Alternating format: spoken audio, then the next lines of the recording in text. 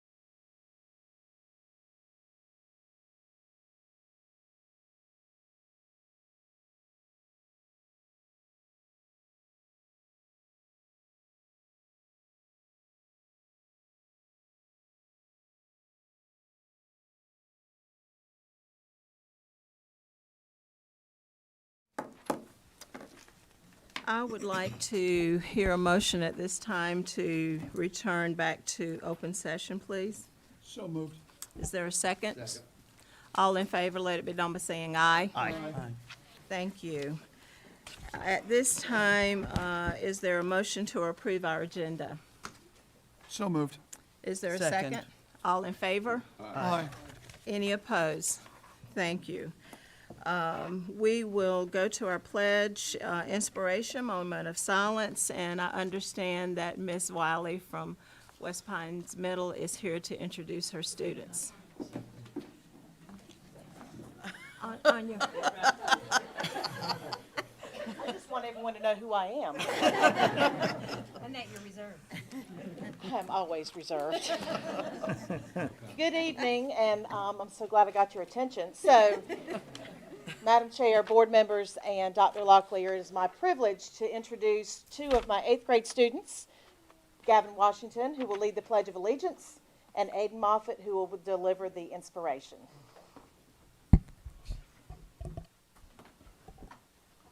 May you guys please stand for the Pledge of Allegiance. I pledge allegiance to the flag of the United States of America and to the republic for which it stands, one nation, under God, indivisible, with liberty and justice for all. Thank you. Make a seat.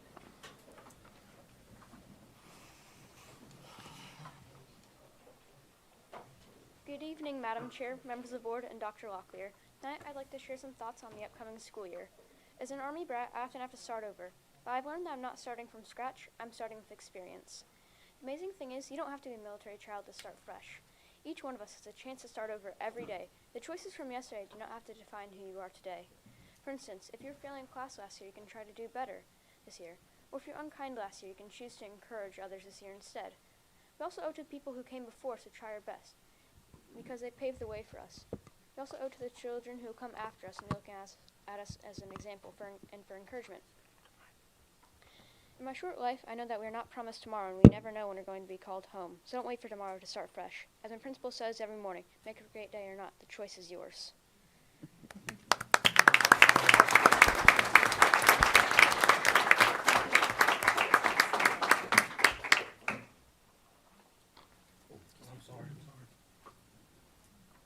We are so honored to have students here to provide our pledge, allegiance and pledge and inspiration this evening. It's been a while since we've had them. Mr. Gavin and Stephanie, thank you so much.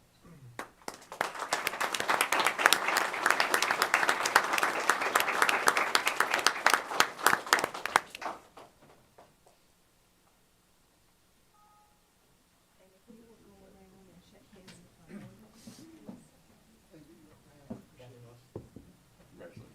Congratulations, young man. Good job, Gavin. Proud of you, bud. Congratulations. Great job, man. Isn't it?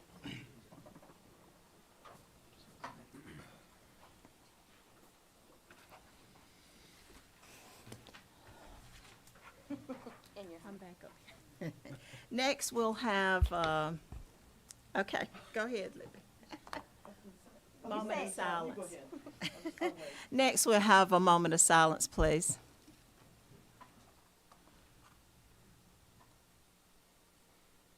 Thank you. And now we will have recognitions by Board Member Stacy Caldwell.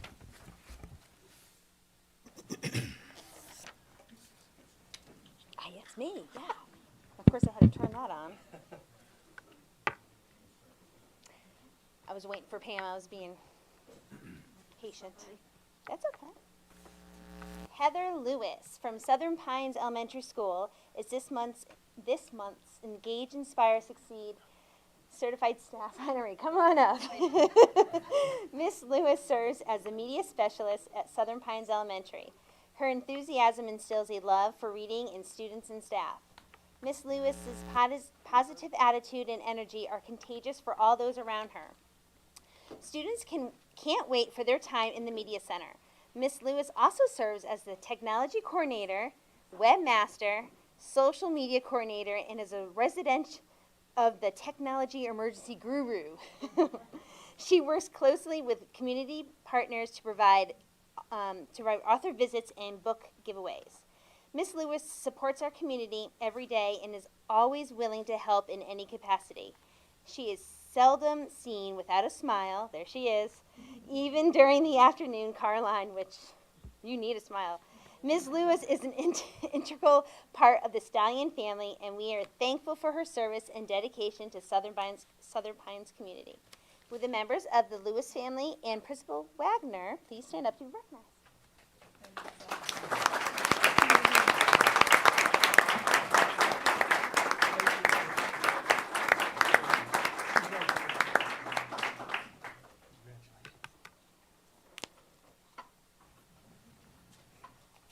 I don't want to mess up this last name here. Okay. So Maria, please forgive me. Maria Grajales? Grajales. I almost had it. I've been practicing. Please join us up front. Maria serves as the parent liaison at Robbins Elementary School. She's always available for everyone that needs her, whether that is student, staff, or their families. Ms. Grajales is the main link to our families whose primary language is Spanish. Our families trust her and rely on her for the educational needs of their children as well as meeting their basic needs. Ms. Grajales, and I'm saying it right? Yes, I'm doing a good job. Not only supports our Spanish-speaking families, but she is quick to help anyone in need. She truly cares about each and every student and staff member. Robbins Elementary is so fortunate to have Ms. Grajales, and we can't thank her enough for being such an important part of our family. With the members of Ms. Grajales' family and the principal, please stand up and be recognized.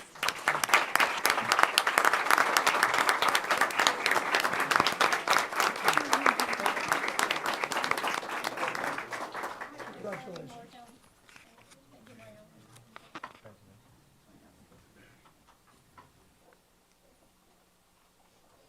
Curtis Ritchie, please come on up. Yeah, that's what I feel. That's what I say. Mr. Ritchie began volunteering at McDee's Creek since it opened in 2019. He worked with our school counselor to establish the Kiwanis K-Kids Club program.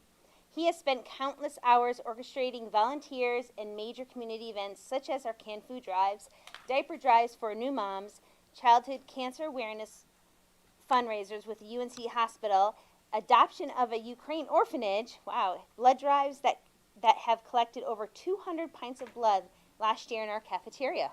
Wow. This summer, his K-Kids Club was the only one out of 1,200 in the world to earn the Distinguished K-Kids Club Award due to all he does behind the scenes with our children. He empowers everyone he becomes into contact with and prides himself on staying behind the scenes, so this is really out of your character right now, and never in the spotlight. Curtis inspires all of us to do more and serve others. With the Ritchie family and Principal Caps, please stand to be recognized.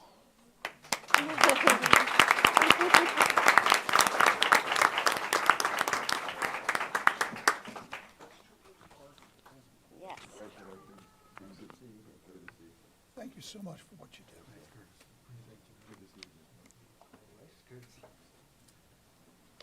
Haley Deese from the Community Learning Center at Pinckney, please come on up. There she is. Haley is a 10th grade student at CLC and has excelled in every way during her time here. She has made significant improvements in her grades as she now maintains A's and B's in her classes. Haley displays a new sense of confidence and achievement by acting as a role model for other students throughout the school. She has a smile to share with her classmates and her teachers every day. Haley exemplifies what it means to set goals and work hard to achieve them. She does not let any obstacles stand in her way of her academic goals. We are so proud to have her as a student at CLC and look forward to watching her continue to succeed. Would members of the Deese family and Principal Wilson please stand up to be recognized?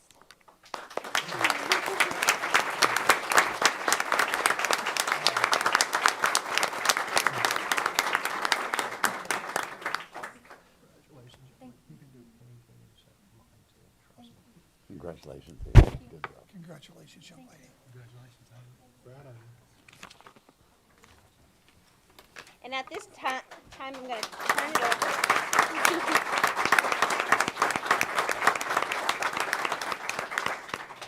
I'm going to turn over the mic to Dr. Locklear. Thank you, Board Member Caldwell. Good evening again, board members. Ms. Thompson, I think you could stay up and be recognized with these folks. I think they'd enjoy that. I do have some brief additional recognitions. It's my pleasure to announce several administrative appointments that have occurred over the summer. This is the first time we've been able to, post-COVID, we've had the opportunity for board members to acknowledge these individuals in person. So it certainly pleases me to be able to ask these folks to join us as the front as I call your name. First, we have Jared Cassidy, who will be taking over as principal of Cameron Elementary at the end of this month. He comes to us from Chatham County Schools, where he was an assistant principal at Chatham Central High School, and for many years before that, he was a Moore County employee. So welcome back to the Moore County Schools family, Jared.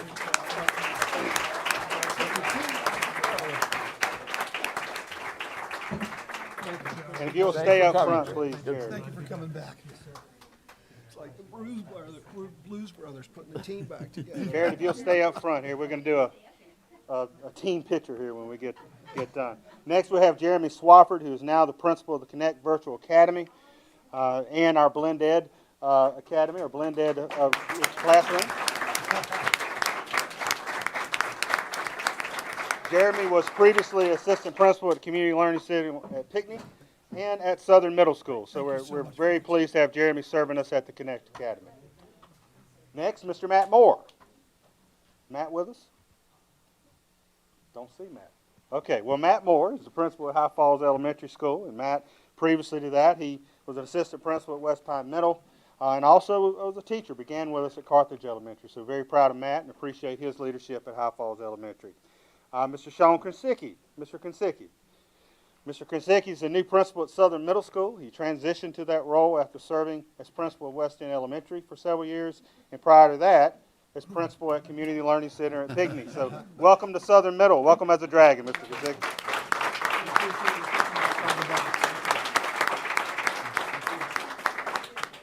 Dr. Michelle Bennett. Dr. Bennett is serving as principal of Vast Lake Elementary School, where she also served as assistant principal for many years, and we're really excited to have her serving as principal there. Welcome aboard as principal, Dr. Bennett. Thank you, Michelle. Miss Katie Lockamy. Miss Lockamy is serving as our new principal at West End Elementary School, and Miss Lockamy previously served as an assistant principal at Pinecrest High School and at Southern Pines Elementary, and we're really excited to have Miss Lockamy at West End Elementary. Thank you so much for what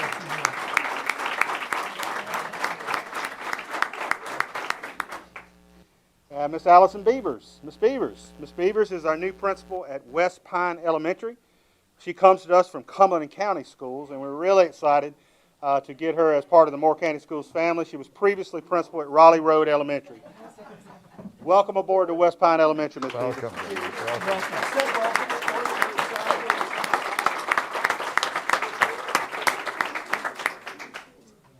And I believe Miss Marcia Cooper, there she is, Miss Cooper, who previously served as principal at Southern Middle and at Southern Pines Elementary, as well as other schools in our district. She has joined us as our Director of Exceptional Children's Services, and we're really appreciative of her taking on this district leadership role. So welcome aboard, Ms. Cooper. And can we give all our new administrators another big round of applause?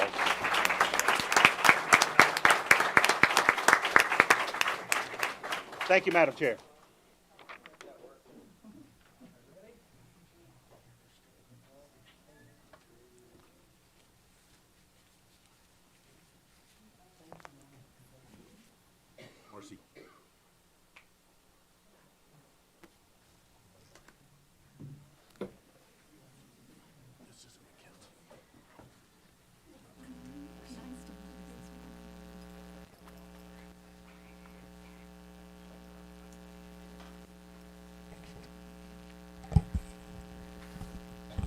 At this time, we will take just a moment for those of you who want to leave at this time as we transition into our next topic.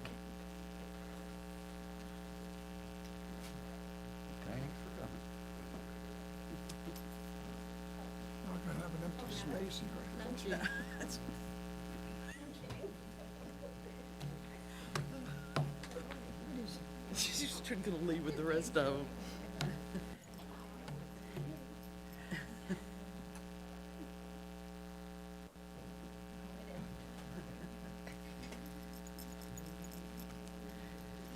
I'm leaving you.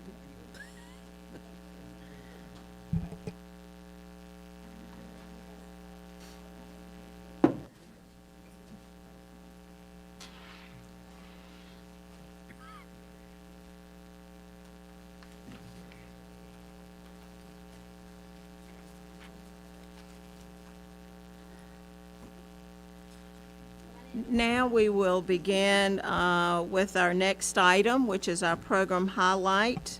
Dr. Locklear. Thank you, Madam Chair.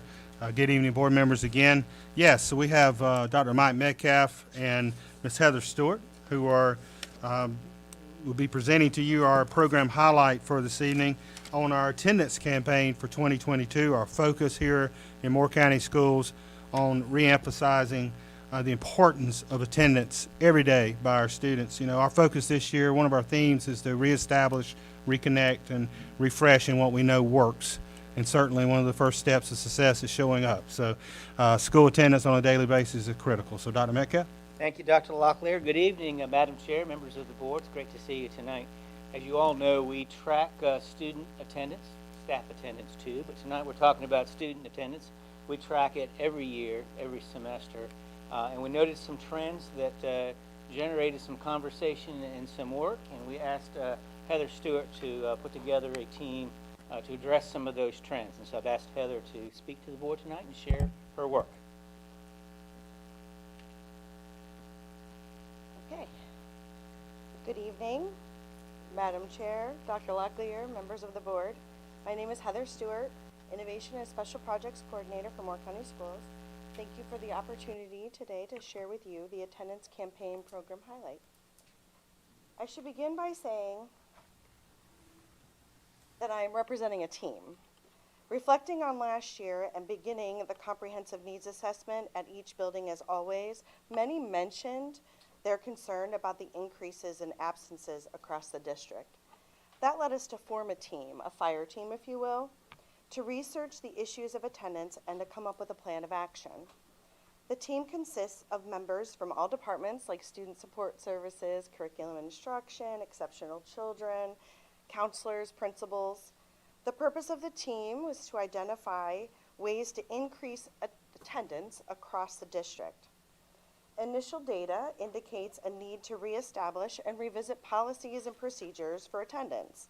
We are in the process of analyzing the data to identify patterns and determine next steps by the district and to support building efforts. We know that students who attend school regularly have shown to achieve at higher levels than students who do not have regular attendance. Essentially, a missed school day is a lost opportunity for students to learn.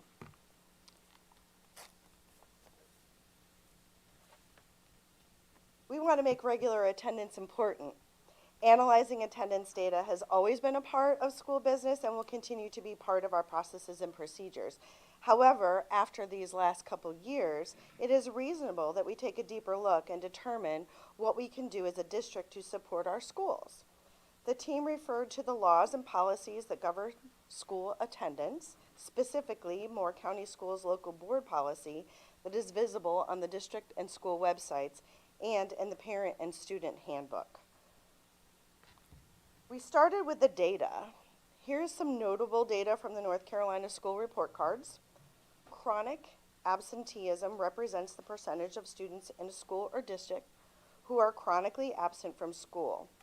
A student is defined as chronically absent when they are enrolled in a North Carolina public school for at least 10 school days at any time during the school year and whose total number of absences is equal to or greater than 10% of the total number of days that the student has been enrolled at any school during the school year. Student chronic absence is a risk factor for adverse outcomes. Student chronic absence differs from both truancy and average daily attendance. Student daily attendance is the percentage of students present in a school each day, and student truancy measures unexcused absences only. Student chronic absence refers to missing so much school for any type of absence, unexcused, excused, disciplinary, that a student is at risk of falling behind. Please note the increase in attendance during the pandemic.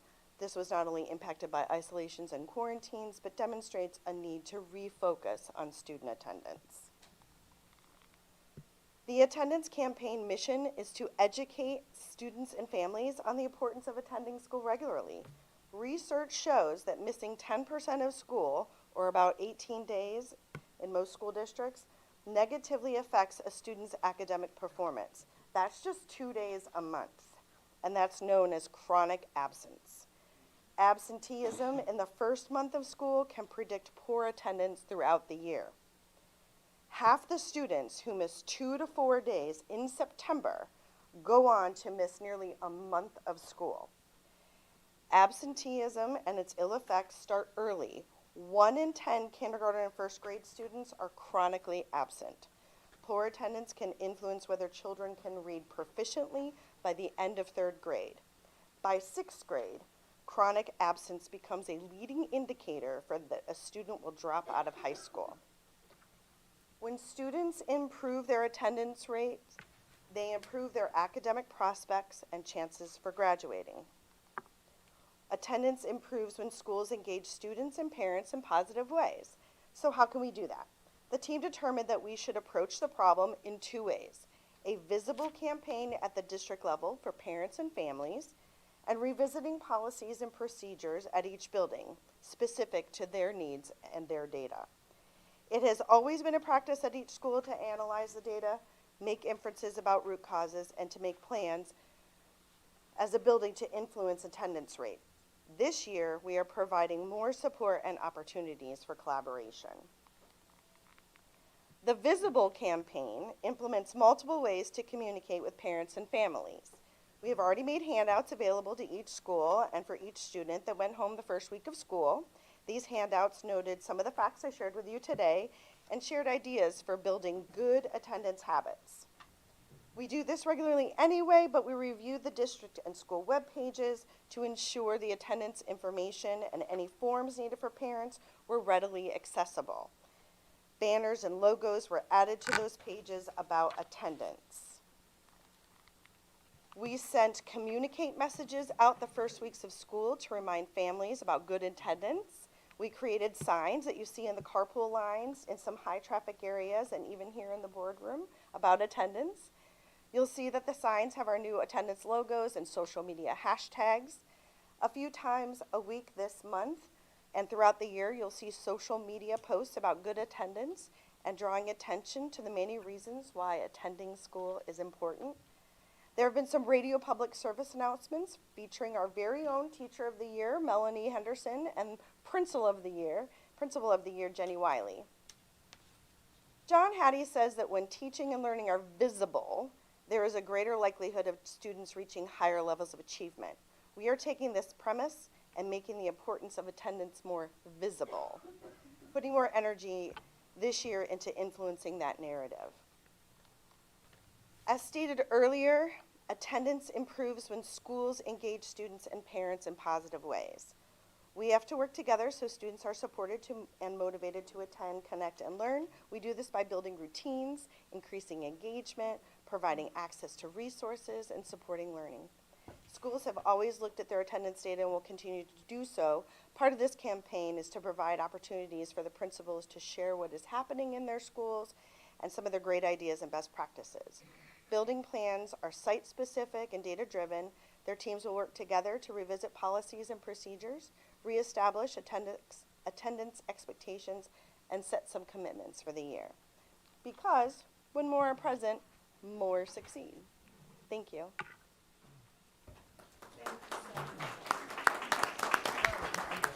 Mr. Hensley?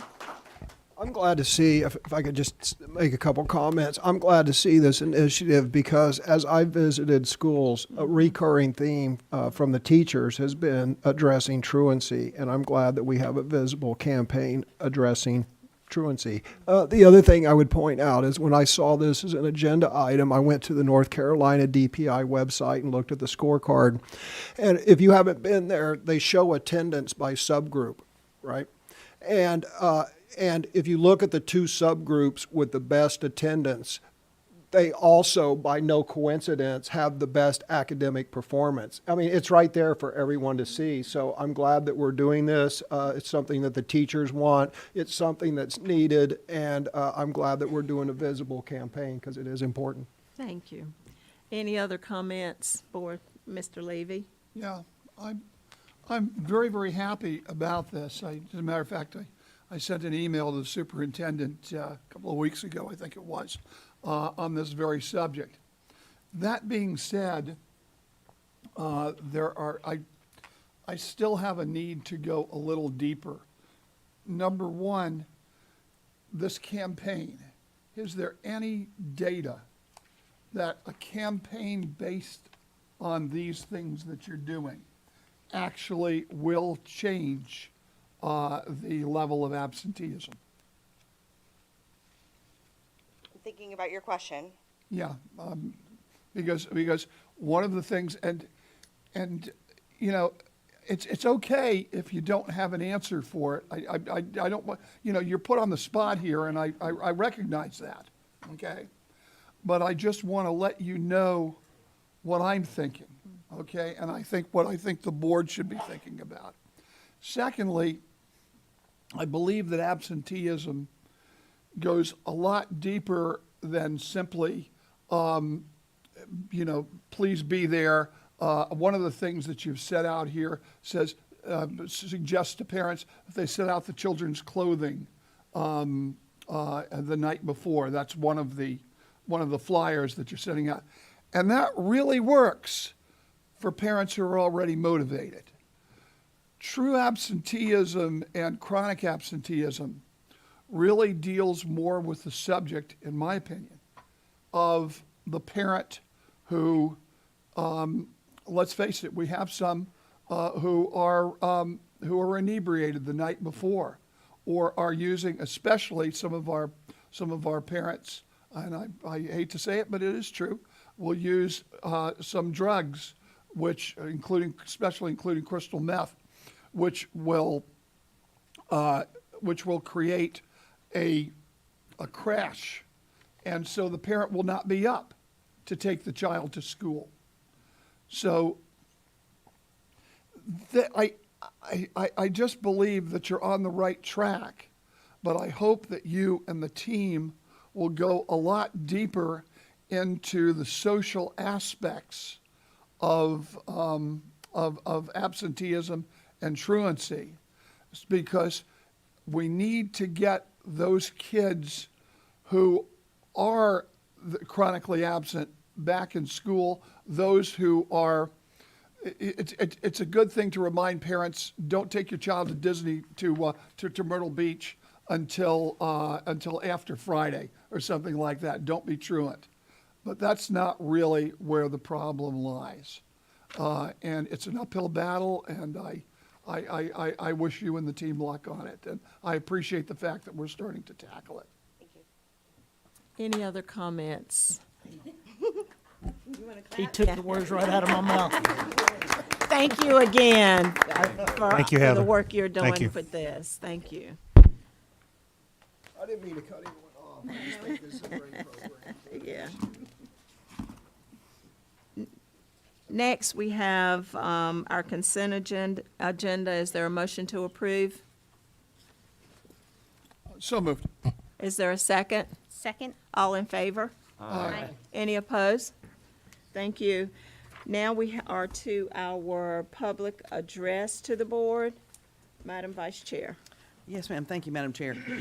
It is time for public comment.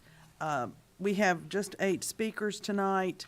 I would ask that all remember that time limit is 3 minutes per speaker. There will be a countdown clock visible on the screen such that you might watch your time. We would ask that you be courteous to all involved.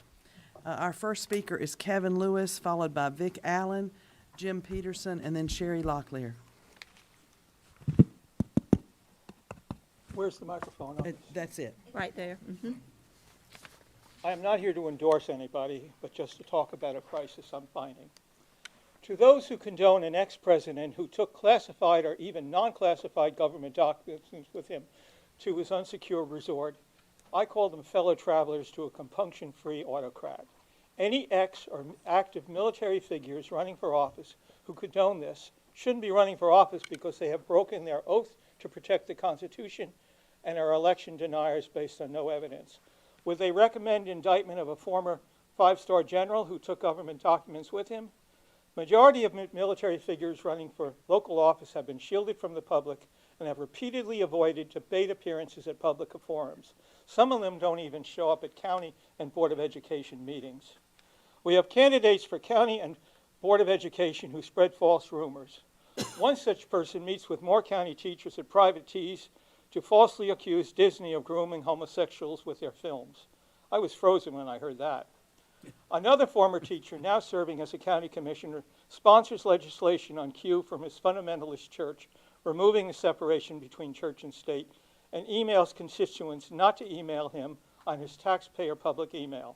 Most of these people are senior citizens, wealthy from pensions and government service, and live in high-end communities. They are not just spreading alternative facts, but also an alternative America. They betray the trust of our children by rejecting the social ideas of modern society. The education they propose will limit the job opportunities of our graduating students. They use the excuse that our reading scores are low, at the same time rejecting the ethnic culture and language of our students. Well, the schools were low in 1955 when the bestseller was Why Can't Johnny Read? They were Dr. Spock baby boomers then and dumbed down their own education in the 1960s by demanding that foreign language and science requirements be dropped. They are just as entitled now with all their toys, exhibiting the sign of dotage, and need remediable civics. The only reason they are running is to protect their personal prejudices. Thank you. Thank you. Mr. Allen.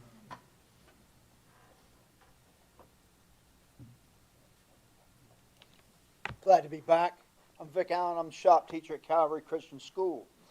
The message tonight is from 2 Timothy, verse 4. And they shall turn away their ears from the truth and shall be turned unto fables. What I want to get at with your attendance thing here, there's no teeth in it. The problem is the parents. It's the same reason kids can't read in your schools. The problem is the parents. I know that we've had compulsory education since when? I got to send my kids to school. Shouldn't a law be involved if a kid is absent so many days? And the parents should be fined. You know, the same parents that bring their kids to school late or not at all are the same ones that aren't showing up for work. So take that into account. The parents need to be held accountable.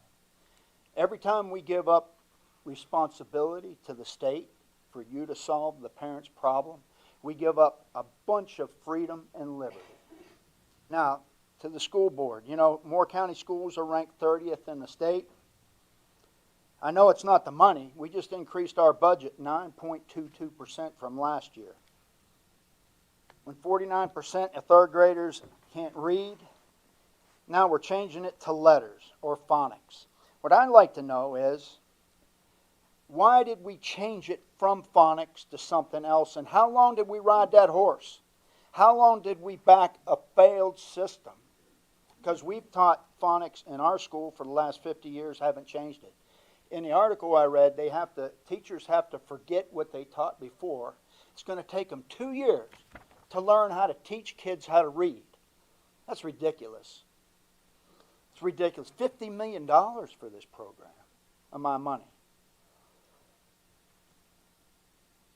Now, how long before can we expect an increase in standards?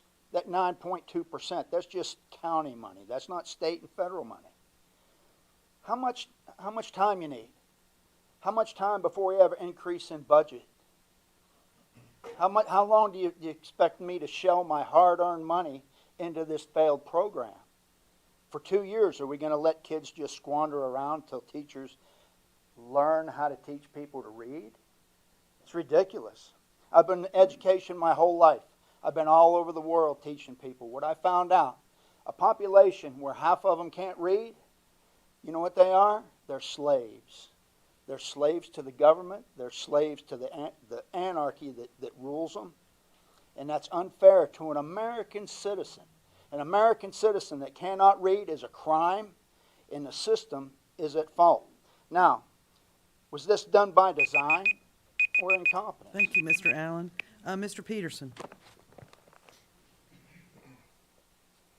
Hello, my name's Jim Peterson. I just want to comment on a couple things. I listened to that work session a couple weeks ago, I think it was, and it sounded like some of you up here think being an American citizen is somehow offensive, and being a proud American citizen is even worse. For schools that are being paid for by American tax money, we started the meeting off with the Pledge of Allegiance to the United States. I don't see the problem, but I heard the comments from Libby Carter I listened to, but I also heard you say a couple months ago about a book that penises bobbing in the water and a little boy cutting off his penis with scissors was somehow a heartwarming story, well written. Miss Stacy, I know your husband served 20 plus years at a very high level in the military, sacrificed a lot. I don't know. I would think he probably feels like that was a slap in his face, what you commented on about American citizen being left out of American schools. Pam and Ed, you guys went along with it, but I checked Expedia. You get a plane ticket to Caracas, Venezuela. There's only one layover in Miami. It's only $895. If you want to be a commie, go to Venezuela.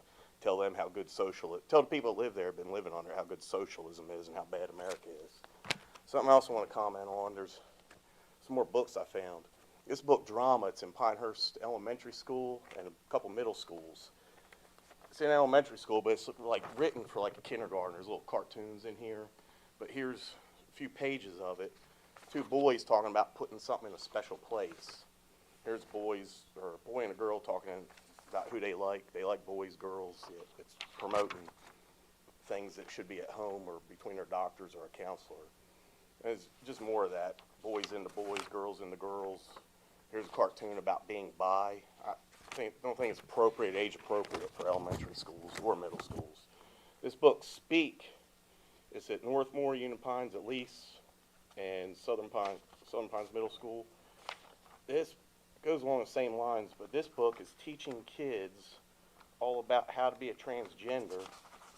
And if you read it, being a normal person is somehow wrong and being a transgender is good. But it also describes the rape of a 13-year-old and how the girl, after she was raped, I didn't want to call the cops and break up the party just because some guy raped me. And then here's another detailed story of another rape. But 57 bus, this book is in all the high schools and West Pines Middle School.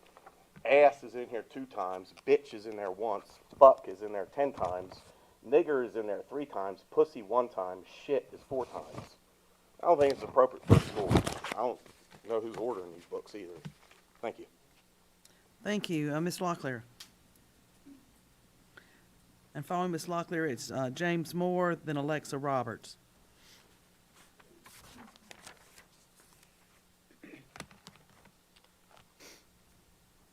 My name is Sherry Locklear. There's a lot already going on in our schools. We ain't been in but 3 weeks, which was actually only 10 days. And since then, the teachers are taking up kids' phones that has not broke the rules and has respected the rules, even though they have them in their book sacks or whatever they want them. I don't understand why. Just like when there was a shooting up in Texas, it was the kids that notified the parents with Texas to let them know that something's going on. I've heard y'all say in y'all system, y'all got a text that go out to everybody if something would happen. But that's not to the parents, that's to the staffs. So we have to think about our kids on that. Also, drugs. What are y'all doing about the drugs? Back when I went to school, it was random search. If you talk to Mr. Ronnie Fields, I guarantee you he would take a canine every so often and search these schools and look for drugs that we don't recognize, because some of them looks like candy, cheddar chips, you name it, it's there. Smarties and everything else. I don't know if y'all know it, but there was an OD just in the New Century School last past weekend. How do we know that child took it on his own? How do we know that some other child gave it to him as a piece of candy? We don't know. That's why we need to tighten down on these schools with drugs. And like I said, I'm pretty sure the K-9s and Mr. Ronnie Fields will help us out on that situation. And as Libby, the reason people is leaving this school is because of these smut books in our schools. You're just grooming them and letting them say that it's okay to get molested, it's okay to do whatever. Just shut your mouth and go with the flow. It don't go that way. You need to get these books out of our school system. It's hurting our children because they're thinking that this is the right way because they read it in our schools. One other thing, everyone, I just asked you to vote in Ken Benway, Shannon Davis, Pauline, Bruno. I Madam think Chair, that they would I have. don't think we're supposed to have any Stop my time, political, please. campaigning in the schools. I don't think I was campaigning. I think it's just a matter of free speech, I think. Thank you, if you continue. Anyway, which it ain't nothing unusual to get stopped up here when you start getting on people's feet. But anyway, I see all y'all at different events, see you at parades. There's no armed guards beside y'all. There's no reason we can't go to a bigger vendor. This is just ridiculous, coming through a metal. Y'all do more crime on us than you do the children looking for drugs. Have a nice day. Thank you. Mr. Moore?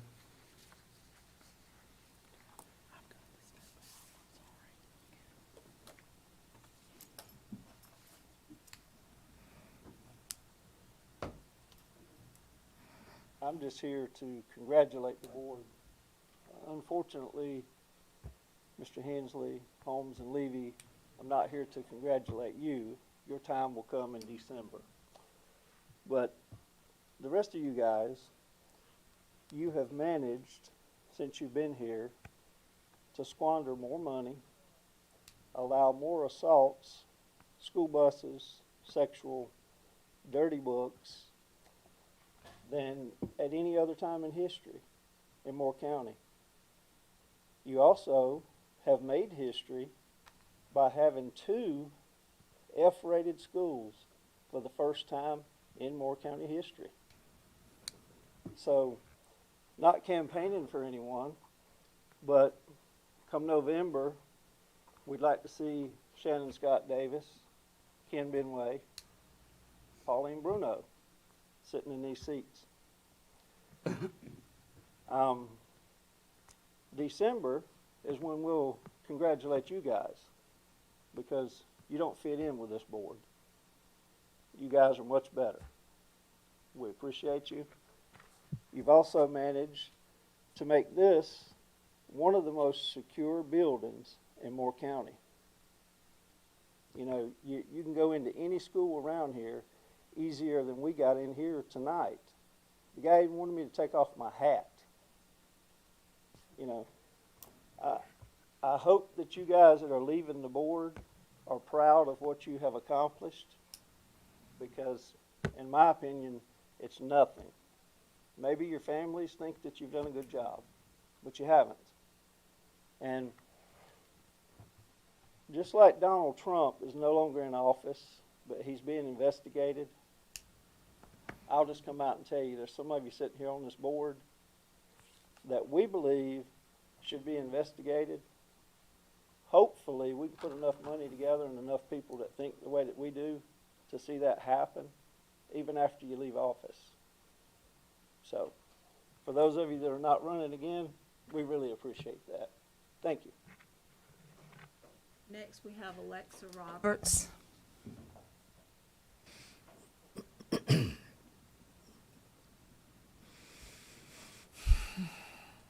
Good evening, Madam Chair, board members, Moore County staff. My name is Alexa Roberts. I'm a parent of a middle schooler here at Moore County Schools. I'm also a public school advocate. And while I am elected to serve on the Whispering Pines Village Council, I am here tonight on my own behalf. And I am here tonight to speak with you from a place of hope and gratitude. I am thankful for another year with our immensely talented educators who show up every day ready to engage and inspire our students.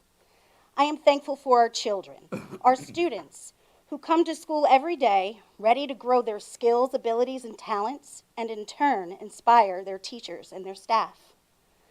I hope that it is the start to a year of opportunities for our students to learn and grow with access to all of our community resources and supports that will help them achieve success, and also for our staff to lead and teach and learn with access to all of our community resources and supports that will help them achieve success. I am here with hope that this is the year that our state government takes the steps necessary to meet its constitutional obligation to ensure that all North Carolina students have equal access to quality, sound, basic education. I am here with gratitude for all of those who choose to serve our children on behalf of our schools. Our school resource officers, our bus drivers, cafeteria workers, front office staff, custodians, maintenance, TAs, EC teams, our specialists, our classroom and subject teachers, our instructional supports, our nurses, counselors, psychologists, our early childhood specialists, our after-school teams, our admin teams, our leadership teams, all of our family members, our PTAs, PTOs, our PTSOs, our booster clubs, our neighbors and our tutors, and all of you, our board members, and to all of those who aspire to serve in any of those roles. And most of all, I am here to express gratitude for our kids who take care of each other, who are kind to each other, who help each other, who show up scared or brave, who know nothing of the politics or strategic planning or fiduciary responsibilities deciding their educational fate. They work hard, they make mistakes, and they learn. They grow, they experience meaningful friendships and losses and lessons. They rise, they bloom, and they succeed. And now it is time for all of you and all of us to work together to make it a great year. And I have faith in our Moore County schools. Thank you. Pauline Bruno.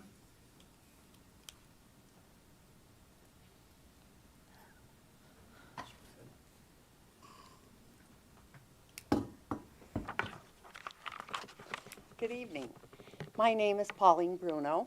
I live in Pinehurst, and I'm also a candidate for Moore County Board of Education. As we all know, there are no do-overs in life. Most of the time, we get one chance that will affect the rest of our lives. So Moore County schools aren't doing so well, according to the grades presented by the Department of Public Instruction. 71% of our third graders in our black community are not proficient in reading. 25% of our white students in third grade are not proficient in reading. But they will be passed on to fail in life, losing their chance. In answer to this, our school board had a work session last week to set goals for improvement. Streaming it at home was very painful. I couldn't understand the thinking behind some of your statements. It did not sound like professional adults making decisions on thousands of lives and $125+ million entrusted to them. I was truly taken back when it was said that a goal stating producing successful American citizens should be removed. I heard, well, not everybody wants to be an American citizen. Really? Truly? Maybe you should take a look at what's going on at our southern borders. Maybe you should take a look around and see where the money that you are spending is coming from. The money comes from American citizens. People are illegally entering our country every single day because they know what it means to be a successful American citizen, and that is what they strive for. You should be ashamed of yourselves, denying who we are. Moore County Schools doesn't have huge amounts of French students, German students, Italian students who have their own citizenship to return to. The buck stops here, and thank God that it does. Whether or not I get to sit in your seats in November, I promise you that I will do everything to make our students successful American citizens that can read, do math, and they will also know that their buses will be on time. Next is Shannon Davis. That was right on cue, wasn't it? Is there a message here? Coming from above. I am Shannon Davis. Whenever I'm out campaigning, I always make sure that I quote the North Carolina Constitution, Article number 9. It says, education is encouraged, religion, morality, and knowledge being necessary to good government and the happiness of mankind, schools, libraries, and the means of education shall forever be encouraged. That's what our North Carolina Constitution says. It's a wonderful document. On September 6th, I watched the Moore County School Board work session in utter disbelief as board members debated whether or not to include American from its mission statement. As we all recall, 21 years ago, 4 planes were hijacked by foreign terrorists and brought destruction to our soil like this generation has never seen. I propose to you today that there are 4 domestic terrorists hijacking our nation today: a lack of religion, a lack of morality, a lack of knowledge, and a lack of American patriotism. How can we have come so far from where we were as a nation on this day, September 12th, 21 years ago? We knew we had been attacked, and we came together as Americans, and we were so very proud to be. Today, we are once again under attack, but for some reason, we can't see or hear the planes coming. God help us. Thank you. That ends our public address this evening. And I would like to take a 5-minute break at this time, please.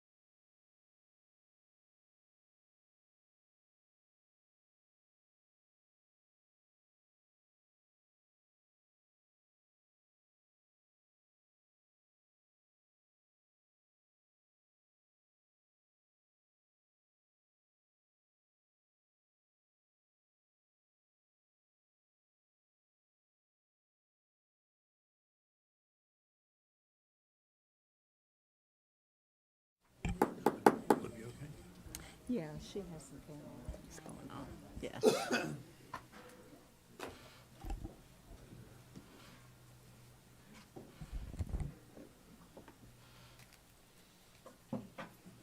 I will call our meeting back to order.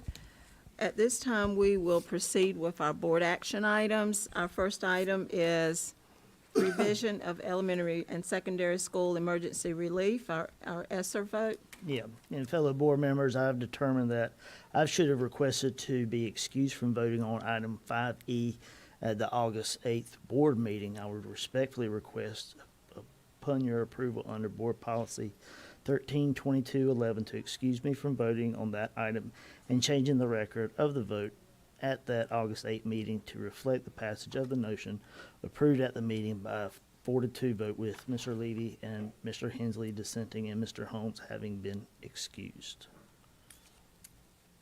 Is there a second? Second. No, that's not the motion. That was a request. Okay, so I is was- there a motion to Yes. accept his request? Yes, ma'am.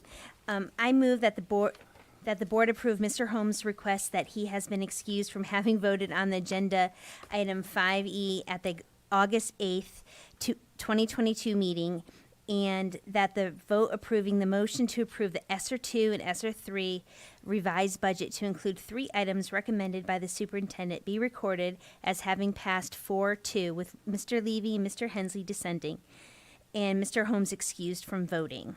Is there a second? Second. All in favor? Aye. Any opposed?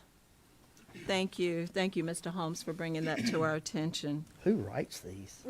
At this time, we will go to our next agenda item, which is adoption of the 22-24 Moore County Schools Strategic Plan. Dr. Locklear. Thank you, Madam Chair, board members. Pleased to bring this to you this evening for your consideration and discussion. A recommendation to approve. Yes, sir. I'm sorry, Dr. Locklear. I just, if I could go back to the previous thing, just to make sure. So we also excuse Mr. Holmes from voting on this one too, right? Mhm. Okay, right. I just want to make sure we're good. Yeah. Mm-hmm. On this one? Yeah, No, on the one we just had. Right, but I think, and so what was the vote was because. It would have been 1, 2, 3, 4, 5, 0. Right, but we need to vote to exclude him, to not vote on this, on what we just voted on. I vote to reconsider the motion. That's true. That's true. I vote to reconsider, as a prevailing member, whatever the term is, I vote to reconsider the motion because I believe we first have to exclude Mr. Holmes from voting on this motion. Otherwise, his that's vote correct. counts a yes. Okay, correct, so Ms. I Downs. didn't realize that he had voted. Well, it doesn't matter unless we Yeah. specifically exclude him, his vote's a yes. That's So correct. following Okay, Robert's So rules, I we have have to vote no. we have to vote to exclude you from this vote, and then we can take the vote on the motion. I think so. Mr. Hensley's made a motion to reconsider the last vote. I would suggest that the board vote to reconsider and then vote to excuse Mr. Holmes from the vote on the reconsideration and then vote to approve Ms. Caldwell's motion. Correct. Okay, so So at this time, I we'll, make a motion to reconsider the vote. and is there a second? Second. All in favor? Aye. Any opposed? Okay, so now, next, Now, Mr. I will make a motion, I assume Mr. Holmes' request to be excluded from this vote. So, your So I motion, make a motion, I assume this is correct, I make a motion to exclude Philip Holmes from this vote. and is there a second? I'll second it. All in favor? Aye. Any opposed? So now, is there a motion for Ms. Caldwell's? Is there, we're following up on her motion, correct, Mr. Schwartz? Yes, she can repeat the motion. Okay, yes, thank you. I move that the board approve it says Mr. Holmes' request. That's correct. Okay, that he's been excused from having voted on the agenda item 5E on the August 8th, 2022 meeting, and that the vote approving the motion to approve ESSER 2 and ESSER 3 revised budget to include 3 items recommended by the superintendent be recorded as having passed 4-2 with Mr. Levy and Mr. Hensley dissenting and Mr. Holmes excused from voting. Now, is there a second? Second. All in favor? Aye. Thank you, Mr. Hensley. So now it's 5-0. That's 5-0, and it should show as 5-0 with Mr. Holmes excused. Right. Thank you. Thank you. Sorry for that. It That's dawned on okay. me Thank repeating the you. issue. Thank you, so that we don't have to come Thank back you. next Right. month. Correct. Thank I you. didn't want a recursive event and we Yes, spend the next exactly. decade doing the same thing. So next, we'll have our topic for board action, adoption of the 22-24 Moore County School Strategic Plan. Dr. Locklear. Thank you, Ms. Thompson. Board members, again, it does pleased to bring to you for your consideration the final draft of the 22-20 to 2024 Moore County School Strategic Plan. This represents, as Dr. Metcalf has shared and we've talked about, work since February of 2022 of getting our stakeholder feedback, of getting your feedback. We've had 3 work sessions to garner where your consensus feedback was and to drive the development of the plan. And now it's been honed down to a 1-page that represents our district's vision, mission, core beliefs, and 7 goals. And I really do believe this represents the consensus feedback that we've gathered from you, the consensus feedback we've gathered from our stakeholders, and appreciate the process and the engagement from the board along the way. I will point out, though, even through that process, we're not always going to have total agreement on everything. And I think that can be healthy, and it has been healthy in our discussion, in our meetings, as we've looked at this and as we fine-tuned it. The strategic plan that's in front of you today does represent some areas that there may be not total agreement on, but I do believe this represents a plan that overall will drive Moore County schools in the direction of continuous improvement, targeted improvement, with very clear goals, and represent the vision, mission, and core beliefs of our community and of you. I know there's been some discussion around our mission, revised mission, which I'll point out to be all students will graduate with the skills, the knowledge, the character, and education to be successful citizens. This does not have the word American that was in it at one time, but as we discussed as a board, there wasn't consensus from the board on keeping that word in. There was also feedback from our community to take that word out. But what does this mean? This means that our mission as a school district is to make sure we're producing students who are going to graduate with the skills, knowledge, character, and education to be successful citizens. That also connects to one of the core beliefs that I think you had great consensus energy over, which is that we believe being a successful citizen represents that it's totally honorable whether they pursue a continued education, whether it be at the community college level, 2-year technical degree, college, university, whether that means they move directly into their career path, or whether that means they enlist in our military, that all of these are equally honorable pursuits as graduates of Moore County schools. That's a core belief that this board felt very strongly about. And so when you're talking about being successful citizens, that's what we're talking about, graduating with those skill sets in order to do that. And so that is a core belief that you've noted, and we will continue to work towards here in Moore County schools. Also, we'll note there's been some feedback. There were feedback on some of our goals and how they were worded. There's been some revisions on that, and Mike will go into some of that as he walks through this. But I did want to point out a couple of things and make that point that I do believe this plan represents the overall consensus energy that you brought to the process and the consensus feedback that we got from our stakeholders. So Mike, if you'll walk us back through this, pointing out any tweaks that we've had since what we presented last week, I'd appreciate it. Happy to do it. Thank you, Dr. Locklear. And it's been a pleasure to work with the board since February. I think we've met 3 times. I think we've taken it to the community multiple times to get feedback. So I appreciate your engagement, and no one is more excited to bring it to you here tonight than I am. So thank you for your work. I do want to remind the board before we get started that if this plan is adopted, we will put it into a more community-friendly format, if that makes sense, more user-friendly, easier to understand. We'll work with our communications department to do that. We also, as Dr. Locklear has promised and said on multiple occasions, will provide regular updates to the board on our progress. That will include a balanced scorecard or a dashboard, a format, so that we can track and monitor our progress on each of these seven goals as we move forward. So with your permission, I'll just read through it if I Right, can, yeah. right from the start, and then can kind of highlight any things that may have changed. First, the vision again, as Dr. Locklear already read. We strive to be the standard for excellence in education in North Carolina. Our mission, all students will graduate with the skills, knowledge, character, and education to be successful citizens.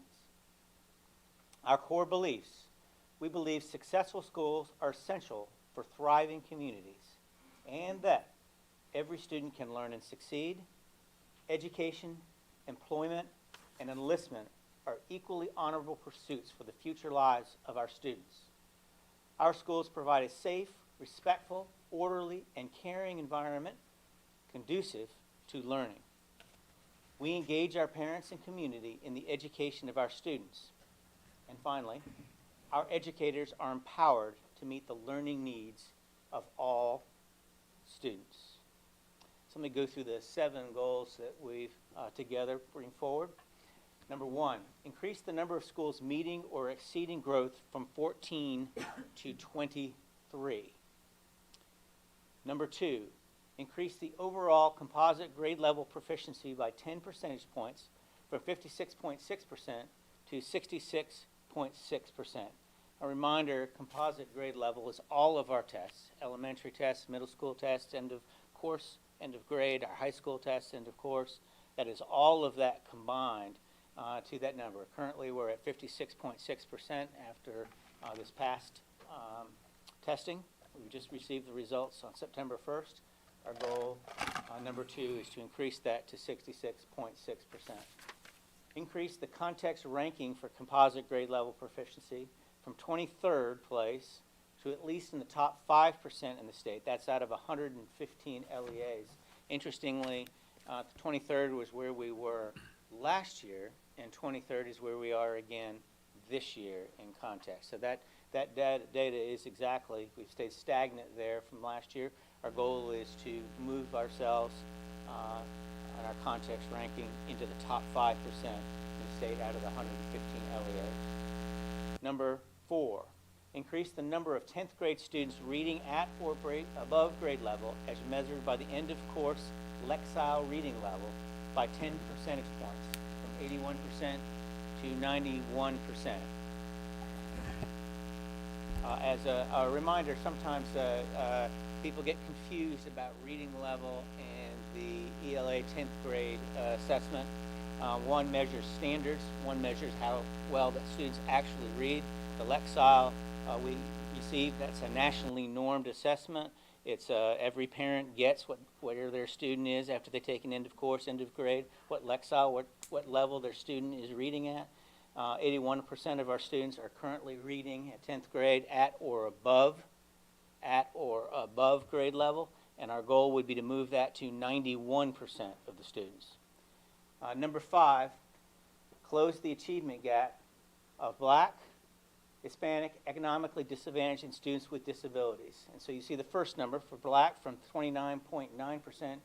That is the gap between where the Black students are performing and all students are performing. We want to reduce that gap to 19.9%. With Hispanic students, the gap is 10 percentage points. We want to reduce that to 0. And with the economically disadvantaged, that's 21.1. We want to reduce that by 10 percentage points to 11.1. And with students with disabilities, the gap is 38.4. And we want to reduce that to 28.4. And of course, we want to reduce that by the 10 percentage points from the respective 21, 22 achievement scores, while also increasing student performance in all groups. So we don't want to go backwards.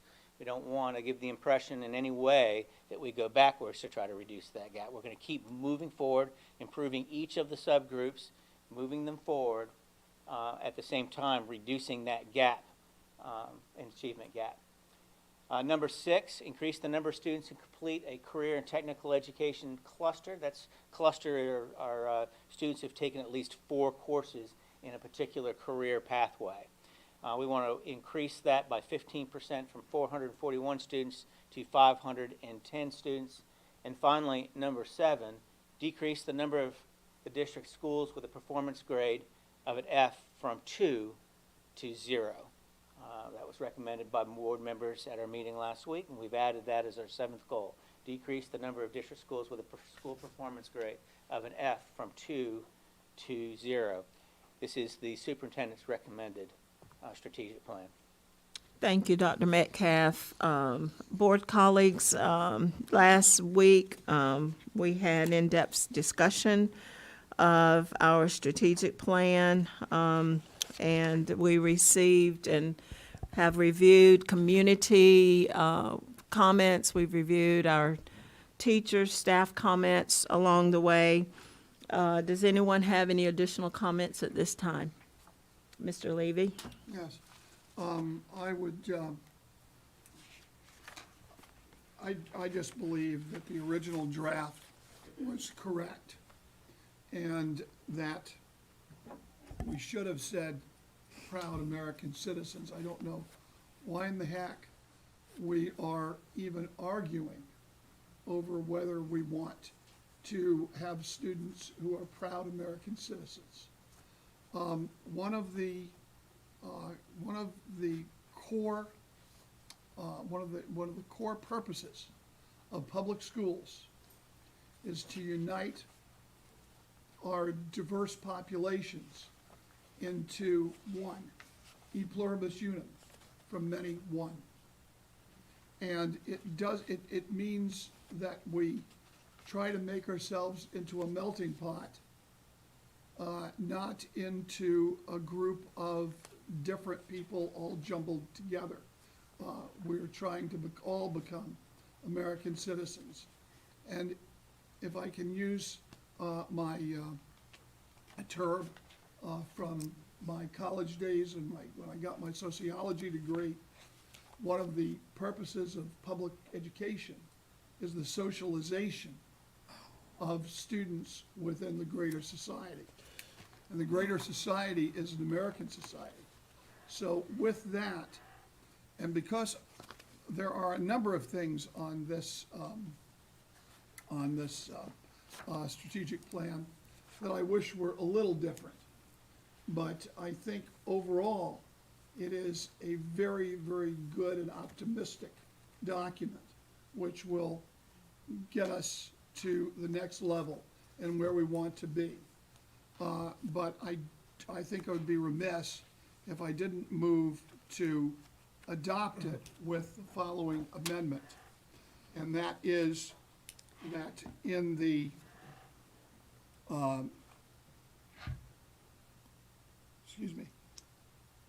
in the mission statement, which should say all students will graduate with skills, knowledge, and character, and skills, knowledge, character, and education to, and this is the change, to become proud and successful citizens of the United States of America. I would so make that motion. No second. Are there, Can you read it again? I'm sorry. Okay. Just the end part is fine. To Yeah. become Proud and And successful citizens of the United States of America.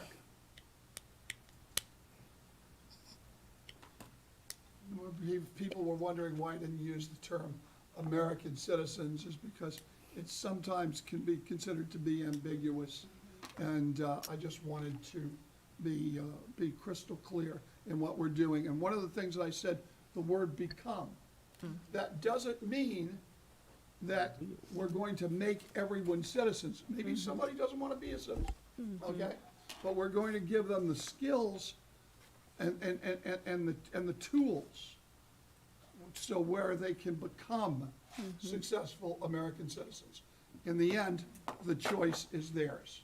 And of course, with seeing these people coming across the border, risking their lives every day, I have a feeling I know what that choice is, and I would proudly welcome them as American citizens. Let's give them the skills and the knowledge to become American citizens, or citizens of the United States of America. any additional comments? I was just going to comment. I like how you worded that versus what we had before, because you're right. It did, the one before kind of made it sound like if you're not American, you don't belong to Moore County Schools.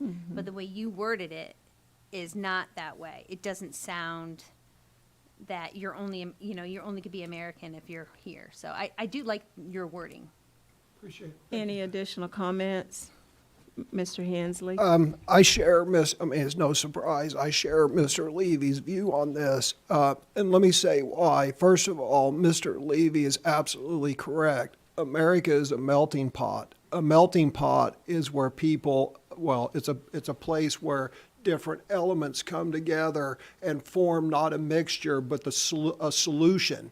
And a melting pot, a true melting pot, is the solution to the problems that we're having in America, because everyone has all of a sudden decided that a melting pot means a mixture when it doesn't mean a mixture, it means a solution.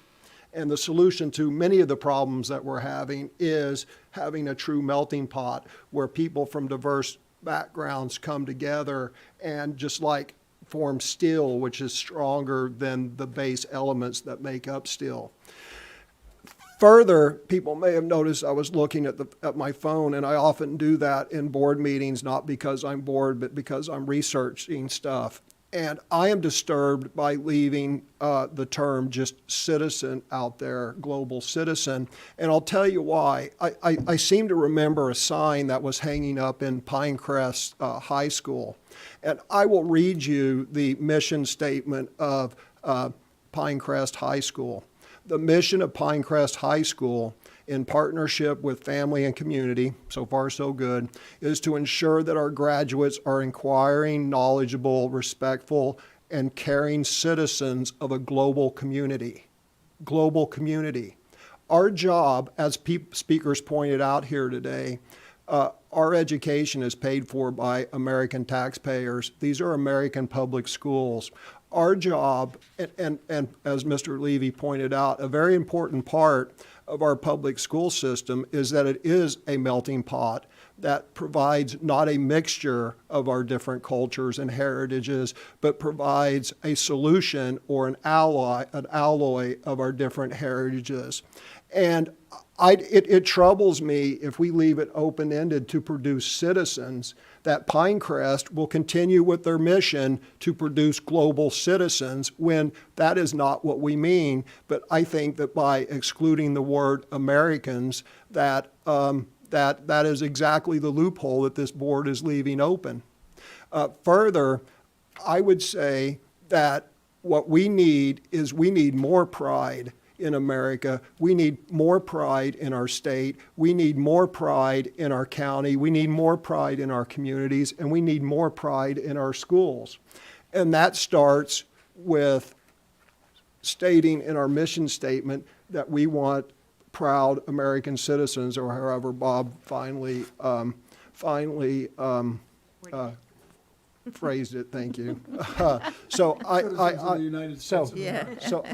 not sure it was seconded, but if it wasn't seconded, the last thing I would say is, many people have said, well, what happens to, if there's Americans attending schools?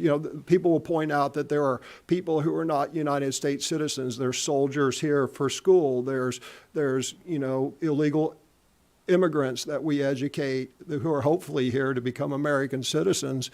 And that is all true, but just like if I was stationed in Okinawa and had dependent children and for some reason they attended the local school in Japan, or a soldier had children attending schools in Germany or Korea or whatnot, I would fully expect the German schools to be proudly producing German citizens, the Korean schools proudly producing Korean citizens, and my children and my friends' children would be there learning what it's like to be a German citizen and a Korean citizen. So anyway, if it hasn't been seconded, I support Bob's motion, and I will second it. Any other comments? It was seconded. It was. Yes, it was. Any other comments? Ed, you have any comments? You're good? I'm going to abstain from voting. Okay. So just to be clear, the motion is that all students will graduate with the skills, knowledge, character, and education to become proud and successful citizens of the United States of America.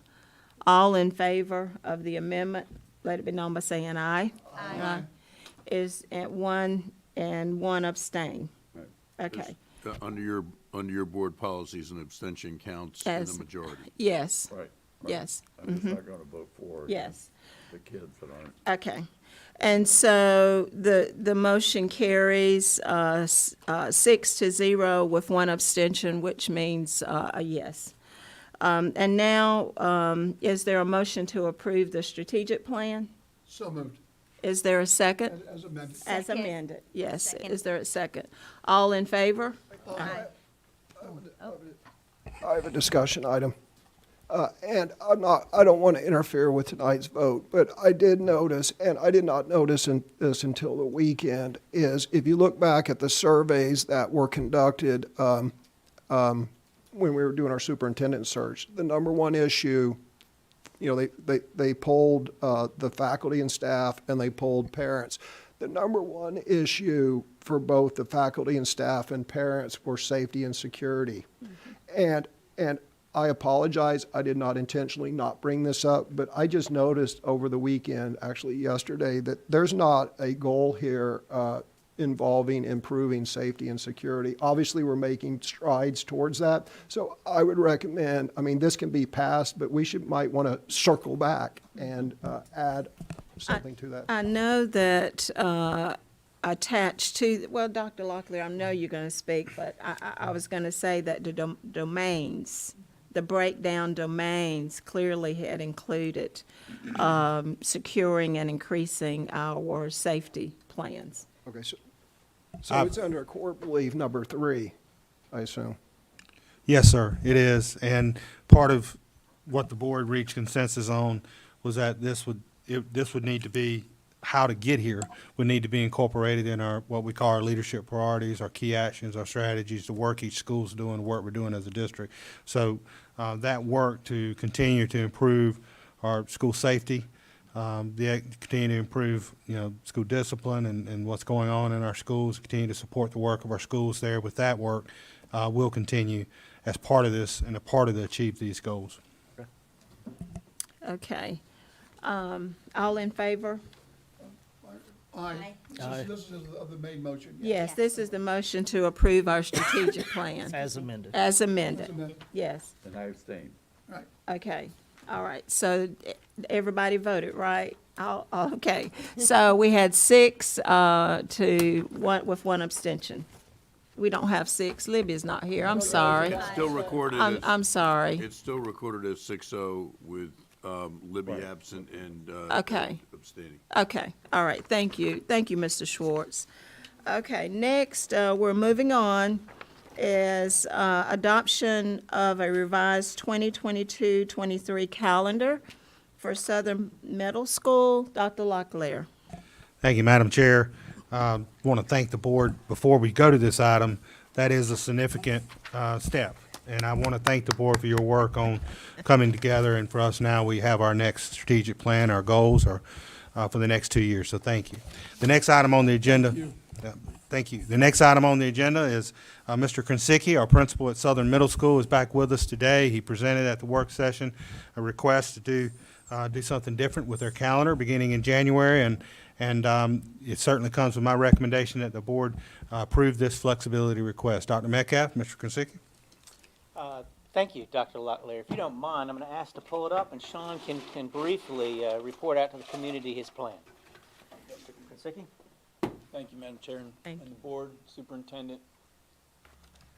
In an effort to improve Southern Middle School's academic performance, as a part of that, and with the flexibility provided to us as a low-performing school under the Restart program, I am requesting on behalf of the school improvement team to amend our calendar that starts with the changing of the school hours to add 15 minutes to each school day beginning January 4th for the rest of the school year, thus banking minutes, which will equal 3.71 additional days, and then utilizing those bank days to create 4 flexible learning days starting February 22nd. 3 of those are at the moment standard full school days, and 1 in March is currently an early release day, and all 4 of those would move to a flexible learning day, and we'll use that time in the morning, the first half of the day, to bring in 20 to 25% of the most at-risk students, the students that are not meeting their academic requirements, and give them intense intervention on that half day and small group instruction, and then use the second half of the day to provide professional development and collaborative planning for the faculty. This will not impact classified staff hours of employment, including the bus drivers and the cafeteria staff. I think I've hit the high spots out of the little 2-pager here, and I'm happy to answer any questions or concerns or comments. We had information that was provided to us in detail regarding Mr. Krasinski's plan to on how to navigate his proposed calendar. And I would just like to pause a moment to just recognize that Southern Middle previously had been one of our D schools, and as everyone knows, this year we increased growth and proficiency to that school is now classified as a C. And I just want to send a shout out to Ms. Cooper. Raise your hand in the back and stand, or just stand up for us. She has done, she did phenomenal work with her staff to just think outside the box with remediation, and we had several opportunities to go into Southern Middle School and tour and talk with the teachers and the students on occasion. So thank you so much for your leadership, Ms. Cooper, and congratulations on your promotion to Director of Student Support Services. And I want to commend you as our new principal at Southern Middle, coming in with new, fresh ideas and creative thinking. It's just awesome for you to already know a plan to try to help some of the students with remediation. Mr. Levy, you had a comment. Yeah, I just wanted to say, I wanted to congratulate you for thinking outside the box, and only after a couple of weeks at the school.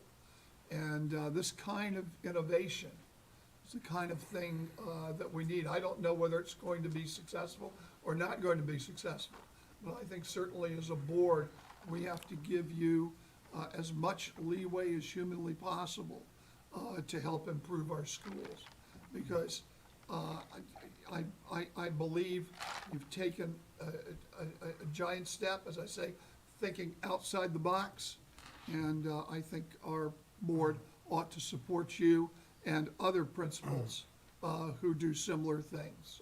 We just appreciate the work. Any other comments, Mr. Dennis? I would like to say, you're talking, thinking out of the box. Well, Sean's been doing this for years. I'd like to remind everybody that West End Elementary Schools, and Sean has been there, has had the highest performance score in the district every year. Any other comments? Mr. Hensley? Yeah, so I, coming from private industry and as an entrepreneur, I applaud the principal coming forward and basically first month on the job coming forth and proposing to use the flexibility that he has as a restart school. I know that sitting out in the audience when there was this big unveiling of the restart schools and how they have all this flexibility to hire and fire and do this and do that. And, if you have this rod of academia, bureaucracy, and inflexibility. They had all the flexibility in the world, and it bent imperceptibly. And to the layperson, what a lot of, at least our perception was, is that rather than really exercise the, and I'm sorry to make you stand here during this, but rather than really exercise the flexibility that the legislature empowered school districts to do and restart school, it was just layering more bureaucracy, more people, and I understand those processes and procedures are important in PSS and all that, but I too have to applaud this display of flexibility. And, you know, we've had principals at low-performing schools for 5 years that haven't stepped forth and in front of the board and proposed something like this. So I applaud this. I do want to circle back, though. And when was the school reassignment plan? When did the school reassignment plan go into effect? 21, 22? It's been implemented over the last 2 years. Yeah, It's a so two-year it was process. finished it was Fully implemented just last year. in 21, 22. And this improvement from a D to a C, that happened in 21, 22, is that correct? So, you know, before we pat ourselves on the back and celebrate too much, there are many members of the public who say that that increase from a D to a C was a result of the school reassignment plan. And to know for sure, we would have to really put that cohort back together and see what that school grade would be if the school reassignment plan had not happened. Anyway, not wanting to rain on a parade, but you know, that is a very distinct possibility. But anyway, I applaud this. I want to see more innovation, less innovation. I want to see more risk-taking, not less risk-taking, because, you know, we have to try different things to improve our schools. Thank you. Thank you. I would just like to make a comment. The reassignment plan was not designed to increase scores, and I can give anybody the facts they want from what we did. Thank you. Everything changed less than 1%, except in one case. Thank you. Is there a motion to approve the revised calendar for Southern Middle? So moved. Is there a second? All in favor, let it be known by saying aye. Aye. Any opposed? Thank you so much. The motion carries. Thank you, Sean. Next, we will have approval of contract to refresh grades 2 through 5 devices. Thank you, Madam Chair. Yes, this is a contract. The board last month approved the revision of our ESSER budget that included funds for an outright purchase of devices to refresh our Chromebook devices in grades 2 through 5. This is for an outright purchase. I've asked Dr. Powers to talk a little bit about originally when we looked at this, we looked at bringing a lease purchase to go to our Board of Commissioners for approval. But as we know, with our revised budget with our county commissioners, the digital learning fund no longer is there. It was rolled into our current expense. And so with these identified funds for the outright purchase, it does come with my recommendation that we move forward. There is an upfront savings by doing an outright purchase versus a lease purchase. So I'll just ask Dr. Powers and Kent if he'd like to share any additional information they like. This does come with my recommendation for the board to approve. Great, thank you, Dr. Locklear. Yeah, as you stated, the board has approved the transfer of savings from ESSER funds to cover the cost of Chromebook refresh purchase for grades 2 through 5. That purchase would obtain 2,945 devices that would ensure a 1-to-3 device to student ratio in grades 2 and a 1-to-1 ratio in grades 3 through 5. As we've stated, the current devices in these grades had a Google support end date of June 2022 and could cease operation at any point after that date. Through the outright purchase, we would save approximately $68,000 in interest by making the outright purchase, and with the funds identified, could do that right away and would not have to think about making those payments over the course of 4 years. So glad to answer any questions.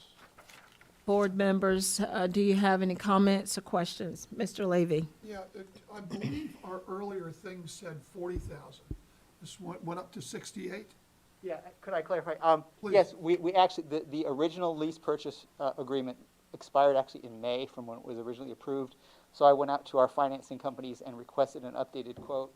And as you're probably aware, that as one of the things to combat inflation, interest rates are going up. So the current interest rate would now be $68,000 in addition to do a 4-year lease purchase. Okay, I appreciate doing that because one of my biggest concerns was inflation. Yes. And with inflation, how much, what is this total purchase, about $1 million or something Yes, like yes. that? And So $1 million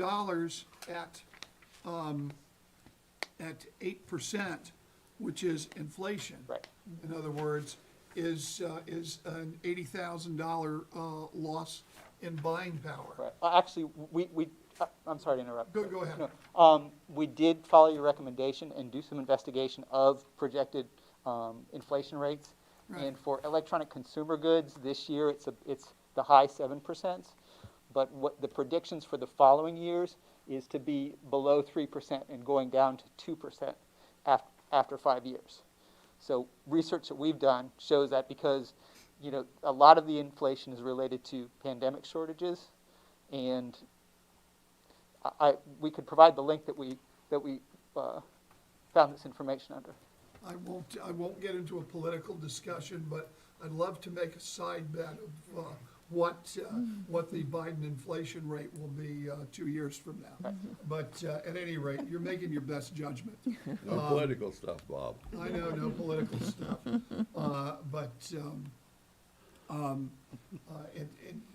In any case, the Fed is raising interest rates dramatically, and those are predicted to stand around for a couple of years. That being said, you're doing the best you can, and it is a way for the money to come out of ESSER funds, so I'm not going to stand in the way of it. Thank you. Is there a motion to approve? Madam Chair, I move that the board approve the contracts for refresh grades 2 through 5 devices. Is there a second? Second. All in favor? Let it be known by saying aye. Aye. Aye. Any opposed? Thank you. Next, we'll have amended new exceptional children contracts for services for 22-23. Thank you, Madam Chair. As presented at the work session last week, these are for either new needed contracts for contracted services for our exceptional children needs based on IDEA federal requirements, or amended contracts based on the fact that we have not been able to get staffing, our own staffing to provide these services, or we have additional students who've now joined our school district that need these additional services. So this does come with my recommendation to approve, and I'll turn it over to Dr. Powers, see if there's anything additional to share. No, just the Maxim staffing contract is a part of the information that did receive final approval from legal counsel, so that is a part of your information in your packet. Any questions, board members? At this time, is there a motion to approve the contract as represented by the superintendent? So move. Is there a second? Second. All in favor, let it be known by saying aye. Aye. Any opposed? Next, we will talk, we will have the capital projects update. Dr. Locklear. Thank you, Madam Chair. It's, as presented last week, Mr. Baraff brought an update on available funds that the board now has available to apply to additional capital projects. Based on work with the board, the recommendation is to bring the projects that had to be taken off of our list from ESSER projects because of the staffing retention bonus and cost escalation, with one additional project added, which would be a renovation of gym locker rooms at Union Pines High School. There were some questions about child nutrition equipment projects. There aren't any of those projects. There is a project here that does provide, I believe, some air conditioning to several areas in if I'm not mistaken, that's West Pine Elementary, perhaps. West End Elementary provides split air systems and air handlers in gym, cafeteria, Building 3, clean and replace ductwork. That's not a child nutrition specific item, but the next item on your agenda is about child nutrition equipment, and we did do some research and have a modified recommendation on that one based on some of the discussion last week. So I just want to bring your attention to that. But these capital projects do come with my recommendation that we move forward with this based on identified funds. John, anything else you want to share? No, sir, I have nothing else to add to that. Any Thanks, John. comments? I know that we had gone into great detail last Monday to talk through this. Does anyone have any questions? Mr. Hensley? I do. So I actually have a question for the superintendent. So Dr. Locklear, the WES, I assume that's West End Elementary School.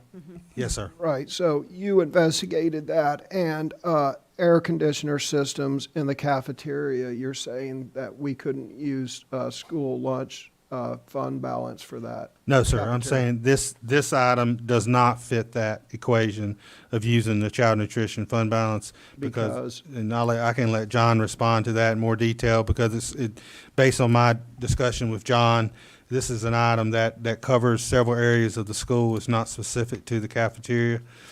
So it would be one that would not be covered specifically to that.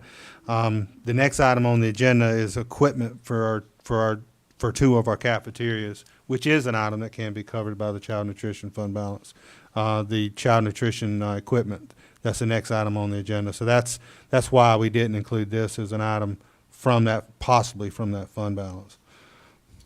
If that makes any sense, but I'll let John respond to it if he has any additional he can share.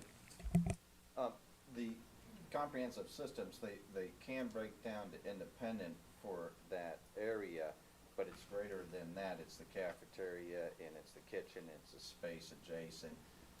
The classroom's right there adjacent to the building as well, so it's a comprehensive system around that corner. If you think of the site, it makes an L shape in that corner with the gym, the cafeteria, and the classrooms. Kind of the cafeteria is the hinge in there. So the comprehensive nature of it makes it difficult to break out. It wouldn't be impossible necessarily, but it would make it difficult to break it out into separate projects. So let me ask this just for, just out of an abundance, just to be sure. So if, let's say the cafeteria was standalone, is it our understanding that, school lunch funds could be used for that, like it could be used for cafeteria equipment if it was standalone? That would be my understanding if the board chose to do so. As in the next item, you'll see that, it's recommended not to take that fund balance below about a 2-month Right. operational cost. But yes, you could. Okay, That would be my understanding unless John corrects me. I would want to confirm that as not an indirect expense, and that it can be a direct expense to the funds in child nutrition. Typically, they've been restricted to equipment and indirect costs limited at 8%. So I would want to seek additional clarity on that to know if it can be completely 100% direct cost to that balance. So, Madam Chair, I actually have two things, right? Okay. So first is, if there was the possibility that part of this could be paid for out of the nutritional fund, I was going to recommend that we flip-flop them on the order of the agenda. I don't know what it takes to do that because, depending on how the conversation goes with the nutritional funds, it will impact this. If the board doesn't want to do that, okay, then I have other observations on this. Okay. So really my first request is that the board consider moving this to after the nutrition item. And then, if the board doesn't want to do that, then I have other more direct observations on this. So you're asking for us to amend?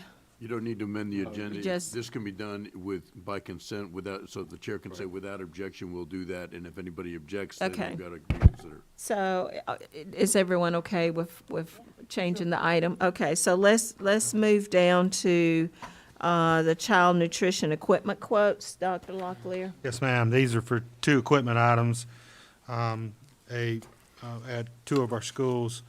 And at Northmore High School, a cooler freezer combination, a little over $50,000, and at West Pine Middle School, a double serving line, almost $67,000.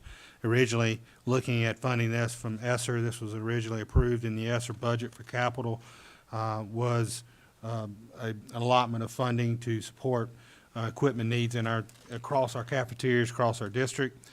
With further investigation, as we noted, we can pay for this out of our child nutrition fund balance. And I'm going to let John kind of give us, he added a final paragraph to this executive summary. I'm going to let John kind of sum that up. But this does come with a modified recommendation that we apply the fund balance for these purchases. But we be mindful of the fund balance as we move forward. So John, I'll let you kind of walk through that. Let me see if I got this correct. You want us to use the fund balance to pay for this equipment? For these specific equipment items, I'm going to let John kind of walk us through that. Yes, sir. All right. Yes, sir. Thank you, Dr. Locklear. And as the board requested, you'll recall the approved ESSER expenditure for capital projects included a specific line item for kitchen equipment, and that was $610,420. The board also asked how much has been spent so far and what's the balance. The balance right now sits at $562,946. So that's where it sits now. There's been some items that have been purchased, some ovens and things to replace in kitchens, and others are in the process.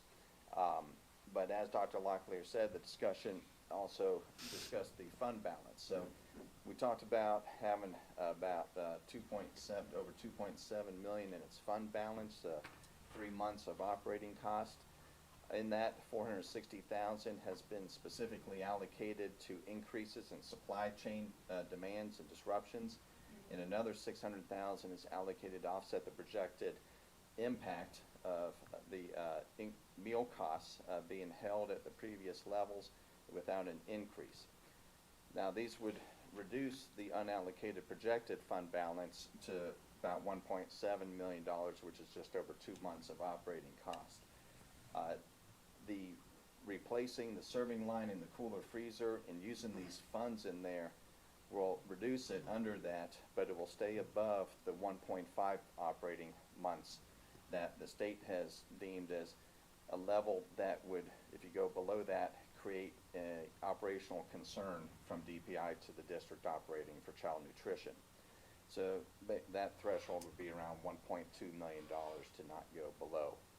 And that's why the superintendent and I have recommended to the board to use the fund balance for these 2 items.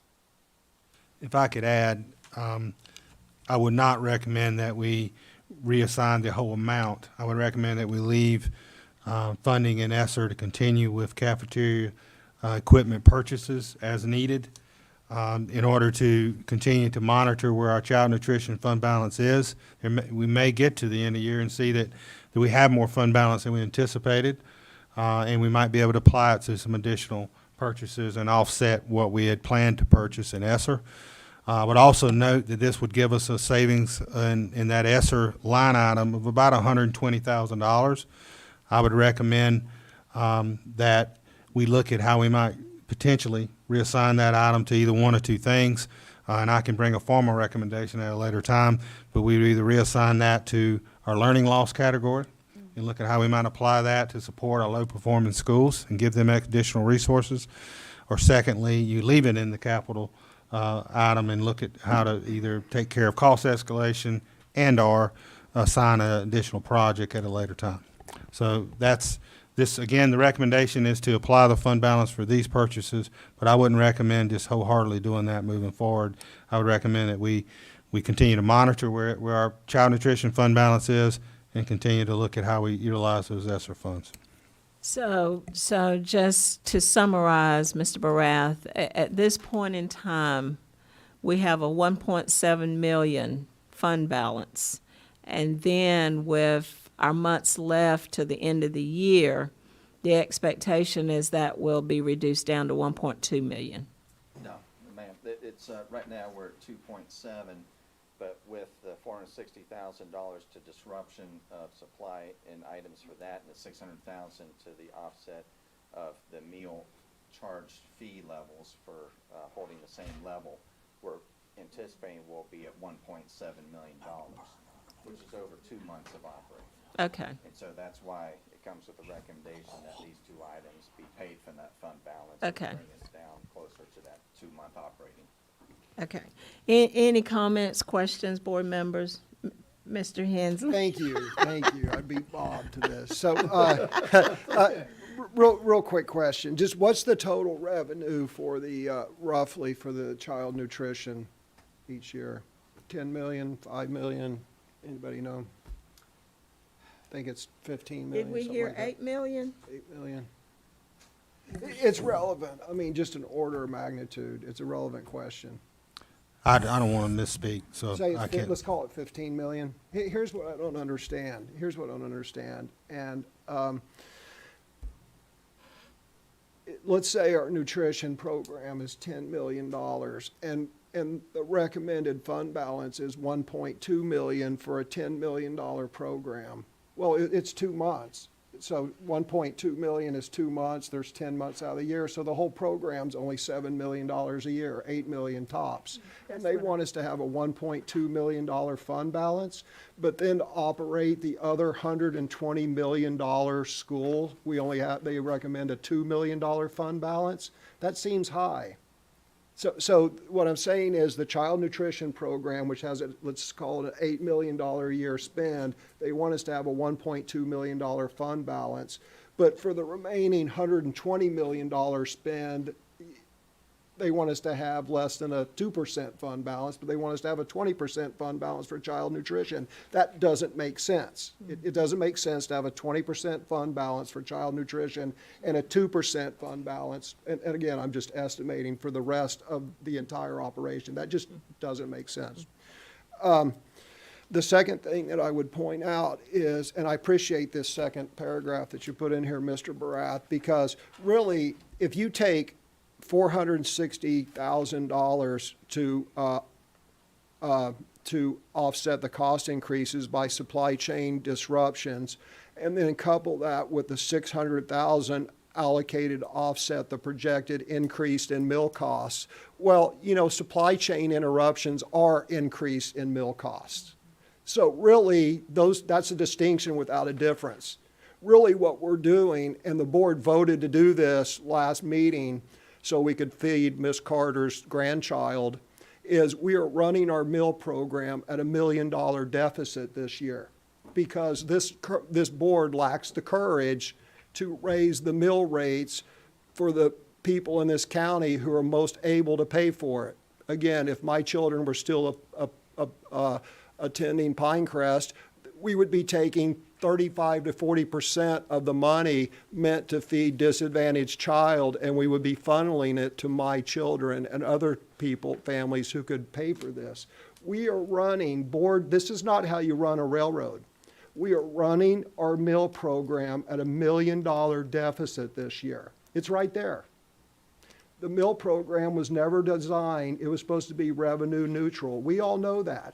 But for whatever reason, I didn't vote for it.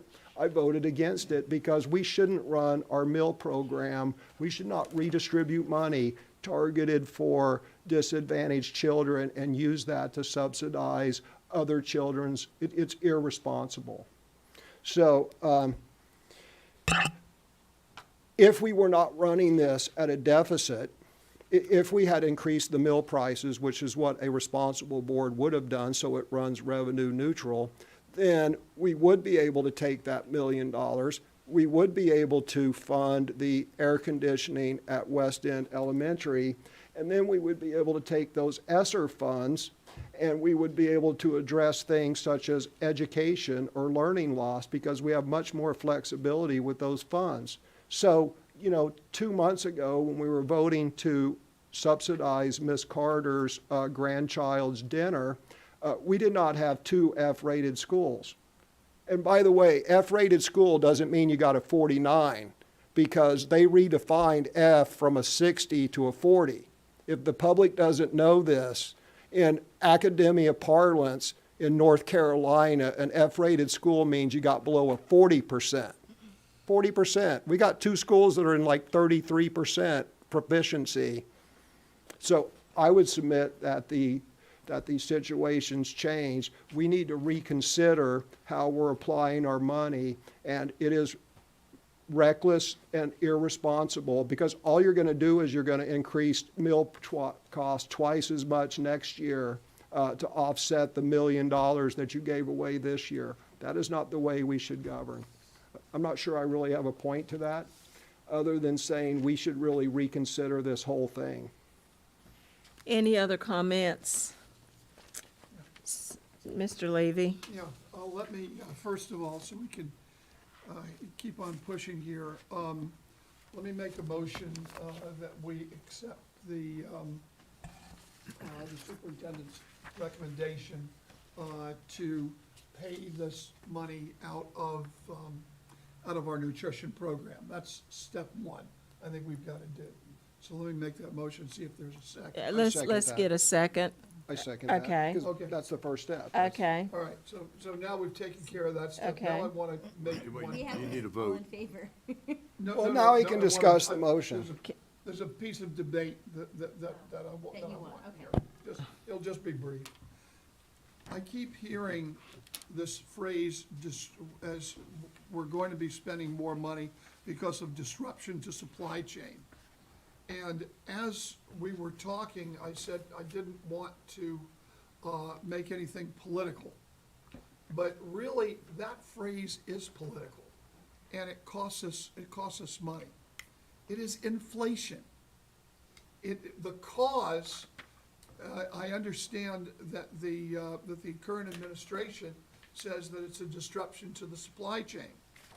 Others would say that it is the several $trillion spending that the Congress has done, and has borrowed so much money that the value of our money is going down.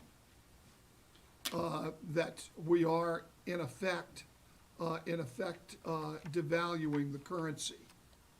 And that is called, whatever you choose, whether you say it is because we are spending too much money, or whether you say it's because of a supply chain, it's inflation. And when you say this is based on supply chain, then you are essentially saying that, well, when the supply chain, that number one, it's out of our control, and when the supply chain is fixed, which imminently it will be, then there will be no problem. And it's all the problem coming from China. That is implicit in that phrase. So I would hope that our administration will not use politically charged phrases like we're awaiting the disruption of the supply chain, okay? And we'll use the term inflation, which is not politically charged because it doesn't state a reason for the devaluation of the currency. So, at any rate, and if you're wrong, that it is based upon the disruption of the supply chain, it costs us money. So, I just wanted to make that clear. Any other comment? At this time, all in favor of the motion, let it be known by saying aye. Excuse me, just for clarification, Mr. Levy, you said you were going to make a two-part motion?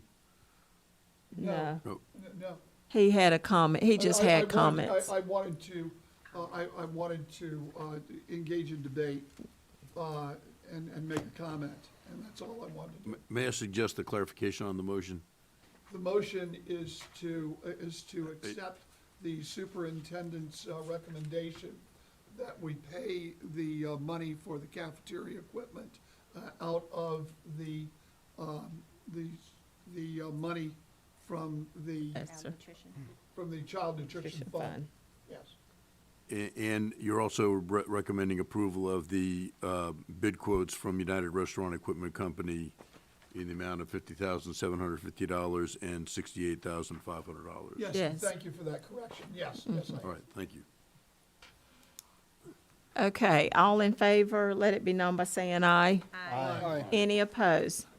Okay, the motion carries. So now we're back up to, May, if you could take a look at this, I think there might be a typo. It says estimate cost 68,500, but the summary says 60, I'm sorry. I misread it. Okay. so you're good. Oh, we good? You It's good? correct. As you were. It's correct. Numbers, I You noticed good? and I missed. Okay, so we're good, Mr. Barath. All right, so now we're back to our capital projects update. Yes, ma'am. Back to the discussion of these projects being recommended based on Okay. the available funds. And Mr. Hensley, did you have any follow-up comments with that one? Oh, on the capital projects update? Yeah, are you good? I do. No, I've got some comments. Okay. So, in no particular order and just off the top of my head, we have 2 F-rated schools. Since I've sat in this chair, we've spent $3 million on track and AstroTurf. Okay, the AstroTurf was raised by a third party, but we spent $3 million on tracks for Moore County schools, which doesn't raise a letter grade 1 iota. I look at this list of things that were approved by this board a year and a half ago. When I first sat in this seat at McDeeds Creek in December, we were discussing these priorities. And these priorities were passed. And in the work session, I asked that perhaps the board should revisit these priorities. And in spite of us getting 2 F-rated schools, we're not revisiting these priorities and perhaps maybe using some of these funds instead of pavers for Pinecrest at the expense of $400,000, which does nothing to raise school grades. We are renovating locker rooms in Union Pines and Pinecrest High School to the tune of about $1 million each, which does, and again, I'm a big supporter of extracurricular activities to include sports, but now doesn't seem to be the time to be spending millions of dollars on renovating locker rooms when we have 2 F-rated schools. So first thing I would say is this board should table this. For that, I've got another reason too. We should table this for that reason alone, because I think after getting a report card with 2 Fs, maybe we should huddle and revisit our spending priorities and focus more of our spending on academic things rather than pavers and locker rooms. Or maybe the school board could go and tour these locker rooms and see if we really want to spend $2 million of our dollars on these locker rooms in lieu of, say, textbooks or, other learn, or maybe we could hire tutors or have a reading program that we need for our restart schools. I'm sorry. These are capital funds. Right. You can't use that These money for are, operational I believe these were ESSER funds. No, these are ESSER funds. It says right here, ESSER funds. Clarification, this capital recommendation is local capital funds and lottery funds. So those aren't ESSER funds. Okay, it just says right here in the Well, introduction. they were projects that we originally were gonna process through ESSER funds, but if you recall, when we did the retention bonuses and also with cost escalation, some projects were removed. So that's why John and we've recommended that those projects that were removed, perhaps we'll bring back. Yeah, and again, so a year and a half ago, all this allocation between ESSER funds and capital funds and all that, and we as a board haven't revisited that. I mean, we've had things presented to us, so that's reason one. I think that in lieu of a F- report card, maybe we should revisit our spending plan. The second thing is, we are getting a new operations person soon, within the next couple months. And I pulled this up on my phone. In 2019, I was sent a spreadsheet that talked about the capital needs of our schools. And in 2019, part of the justification of getting rid of Aberdeen Elementary and Aberdeen Primary and Southern Pines Elementary was that they couldn't possibly be rebuilt because they were far, far too expensive. And Saturday, I was serving pulled pork plates and gave a presentation at the gym of the former Aberdeen Primary School. And the last time I was in the gym prior to Saturday, the last time I was in that gym was when it was still property of Moore County Schools. And I went into the gym and there were buckets and wading pools everywhere because the roof leaked. And leaky roof, doesn't have air conditioning. So I pulled up the spreadsheet in 2019 to install a new roof, air conditioning, windows, and other stuff, right? It was estimated to be $1.8 million. That was, or 1.5, something, I think it was 1.5. I could pull it up, but I don't want to waste time. But let's call it $1.5 million was the estimate to do that.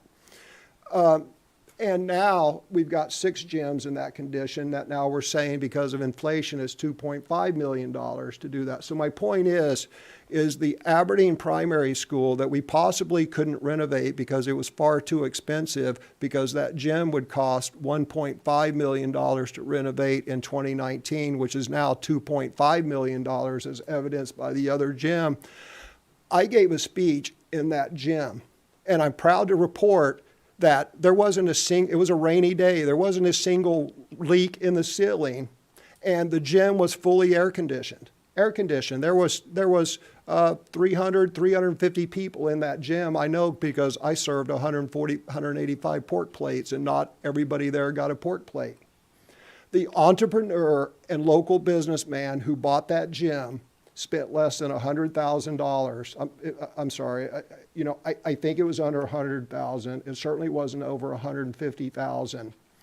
And got a new roof and air conditioning for, I believe it was $100,000, but it certainly wasn't over $150,000. 10 years ago, the people in North Moore wanted air conditioning for their gyms. And they were told, support this tax increase and you'll get air conditioning for their gym. They supported the tax increase, no air conditioning for gyms. Support this bond issue, you get air conditioning for gyms. No air conditioning for their gyms. Then finally, we get bond premiums, and then as a board, we get all excited that we're going to spend $2.5 million per gym and take 2 to 3 years to get them air conditioning. And other things, to Mr. Braff's credit, they're improving the fascia and all this other stuff. But all those people wanted was air conditioning and a non-leaky roof. And a local businessman delivered that on a gym property that he bought for less than $150,000. I would ask the board to consider that we just table all this spending until we get a new operations person and we get a new look at these quotes. And look, I'm not, Mr. Barath does a fine job on project management, and, there's no argument as to the beauty of the schools, but I'm not sure that's what we need. This entrepreneur for 90% less cost and in 3 months delivered what we're doing at 10 to 20 times more the price and taking years to do. So I believe as a board, we should not spend any of this money, and we should revisit how we do these repairs and the amount of money that we're spending, because it was just demonstrated in spades that what the people wanted, what the teachers wanted, what the students wanted, and the parents wanted was a non-leaky roof and air conditioning could be delivered for 90% less in 3 months. Any other comments? Is there a motion in there? There's not a motion on the floor right now. Okay. Would you do a motion to table? Madam Chair, I'd like a motion to table this for a future meeting, say in November. Second. Okay. Dr. Locklear, I would like for you to just give your opinion. Don't have to go into a lot of detail, but is there anything here, you or Mr. Baraff, on this list that you feel is an urgent priority that we need to, all of these items that are not marked completed are ones, obviously, some are already underway, but then there are other ones that we are starting from square one, so to speak, right? So none of those have been actually started, right? Some of the ones that we're talking about? None of the items on the recommendation have been started, correct, John? That is correct. Okay, all right. Board members, do you have any comments? Anybody have any comments? I think we should table it. Is there a certain time limit you have to use capital funds for the year? That would be a concern, is do any of these funds expire? Are they Yeah. in danger of expiring? That would be a concern if we table this. Yeah. No. None of no. the funds expired, they accrue, just like in the introduction, talked about how lottery funds we allow to accrue to give us the opportunity to tackle large projects. So the same thing with our capital, it accrues and rolls over year to year. Okay, so at this time, Well, we didn't hear Dr. Locklear's I'm opinion. sorry, Dr. Locklear, I asked you a question and then I was getting ready to go on. I'm sorry. One other bit of information. I should have, by the end of the week, quotes from local contractors that have surveyed and at least will give estimates, not binding quotes, but give estimates on new roofs and air conditioning for the 6 gyms that we're funding at $2.5 million each. I should, by the end of the week, have those quotes. And I'm expecting them to come in about $250,000 to $300,000 each. I would offer clarification that we do have a scope of work that the board approved for those gyms. We have had our design services approved, and that architecture firm has been working on those designs, and we're moving towards, if I'm not mistaken, John, it would be bid out at the beginning of this calendar year for those projects. The hope is that we'd have one contractor and that would bid all projects, and we'd be able to do those somewhat simultaneously to move those along very quickly. If the board so choose to revisit that the board could, but we do have a decision by the board to move forward with those designs. Doesn't preclude the folks in the community you're noting that could bid on those and bid on those services, maybe much cheaper than what we've projected. But I would say that we'd want to continue to move forward with those projects would be my recommendation. Those are already in process. And there's already funds identified for that. As far as these projects here, these are certainly projects that the board identified as priorities. There are ones that I certainly recommend us addressing among a list of many other projects that we certainly need to address capital-wise. The board wanted to take a step back and reassess that with a greater list of projects. We certainly could do that, but these certainly are projects that need to be addressed. So if you're asking my opinion, my recommendation certainly is, as far as the gyms, that's a whole nother story and discussion. With these projects here, these are projects that we need to have accomplished in our district. There are capital needs, and these are funds that could be identified to do that. So certainly stand behind the recommendation, but also respect the board's decision to table this item and for us to have further discussion. Okay, any other comments? Don't know if that split the fence well enough or not, Yeah, but you did. You split right down. Look, let me say this, and look, we are, so let's talk about the gyms for a minute, and that is a separate project. Dr. Locklear is 100% correct. I will say by the end of this week, I think I'll have those estimates, but look, it's a different approach. It's a different approach, and I understand that there's been architects hired, engineering firms bidded out to one contractor who can do it all at once, but see, that's what all adds expense. So really, there's two approaches, and what's the approach of this board going to be? And one is we can do grandiose things that involve expensive architects, expensive engineers, and doing all of this stuff that takes 3 years. So, I believe the timeline to get those gyms done was 2 years. I think it's pushed back to 3 years now. Again, this local guy did this in 3 months, right?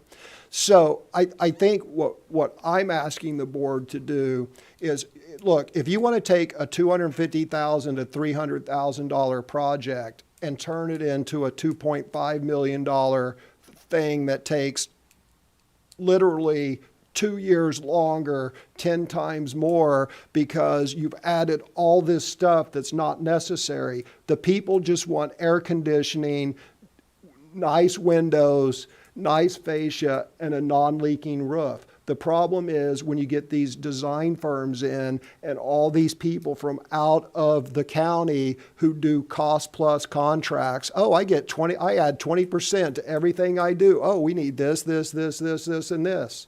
So the problem is we take the people who 10 years ago said, we want our gyms air conditioned, and we take that project, and that should be a $250,000, $300,000 project. You're done in 6 months. And we turn that into a 3-year, $2.5 million project. That is not being wise stewards of the people's money or educational money. I bet you that these costs are going to come in, that we could just fund new air conditioning and roofs for all 6 gyms for what we're paying for renovating 1 locker room and pavers in the Pinecrest courtyard. And then we would have $8 million, $10 million worth of bond premiums to say, build half of a reasonably priced Carthage Elementary School. That's the order of magnitude we're talking about. We're not talking about a 5% savings or a 10% savings. We're talking about a 90% savings. 90%. $10 million on, I sound like Vic Allen, $10 million on just one project. And it's a whole different approach. I have a question, though. Sure. Is there any, and this might be for you, John, we have more laws and codes that we have to abide by compared to somebody who builds homes. Is that, do you know what I mean? Is there like codes or stuff that we have to have in a school compared to somebody who's just a regular contractor that would build homes on a roof? Does that make sense? Let me take a stab at that first. Okay, let me say this. If you are, and Mr. Brath, you'll plenty of opportunity to respond. Look, if you're building a building from the ground up, yes, all kinds of codes, all kinds of stuff. It's like renovating a commercial property, right? If you say, I'm going to replace the roof, you don't have to bring it up to code, right? If you say, oh, I'm going to put in HVAC, you don't have to do all this stuff. But what happens is you get the architects and engineers in there who keep in mind their cost plus 20%. They're everything they say, oh, do this, do that. They're getting 20% on top of that. So they're incentivized to say, oh, let's tie it into fire suppression, not required. Let's tie it into this, not required. Let's tie it, not required, not required, not required, not required. I would say that we put a new roof on, we put in new windows, and we put in an HVAC system, we replace the fascia. That's what I've asked these people to quote. And again, I think it's going to be 80 to 90% cheaper. I know my numbers keep changing a little bit. And again, it's a different approach to doing a whole completely remodel on a building. So anyway, please, correct me where I'm wrong. Mostly correct. The difference is with school properties, we also have to notify DPI school planning. They review the project work that's being done for compliance. We do have to abide by the building code for commercial and educational facilities. There are some requirements in there that need to be done, but in most of what you said is correct.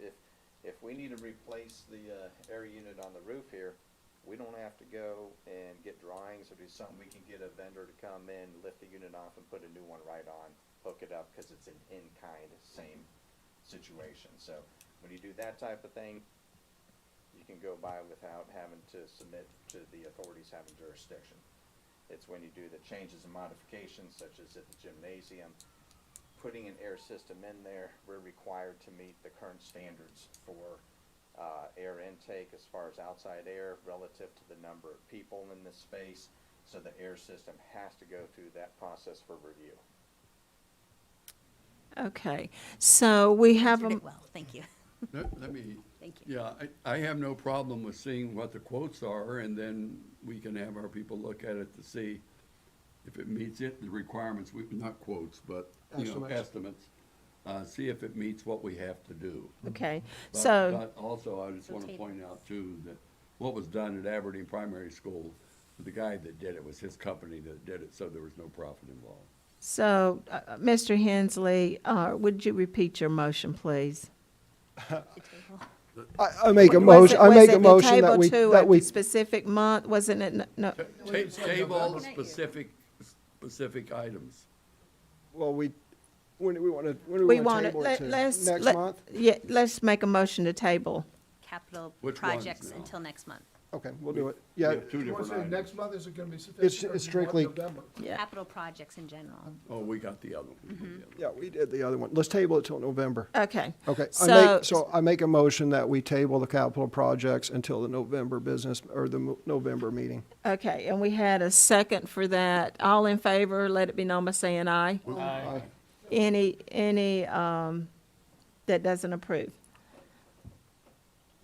Okay, motion carries.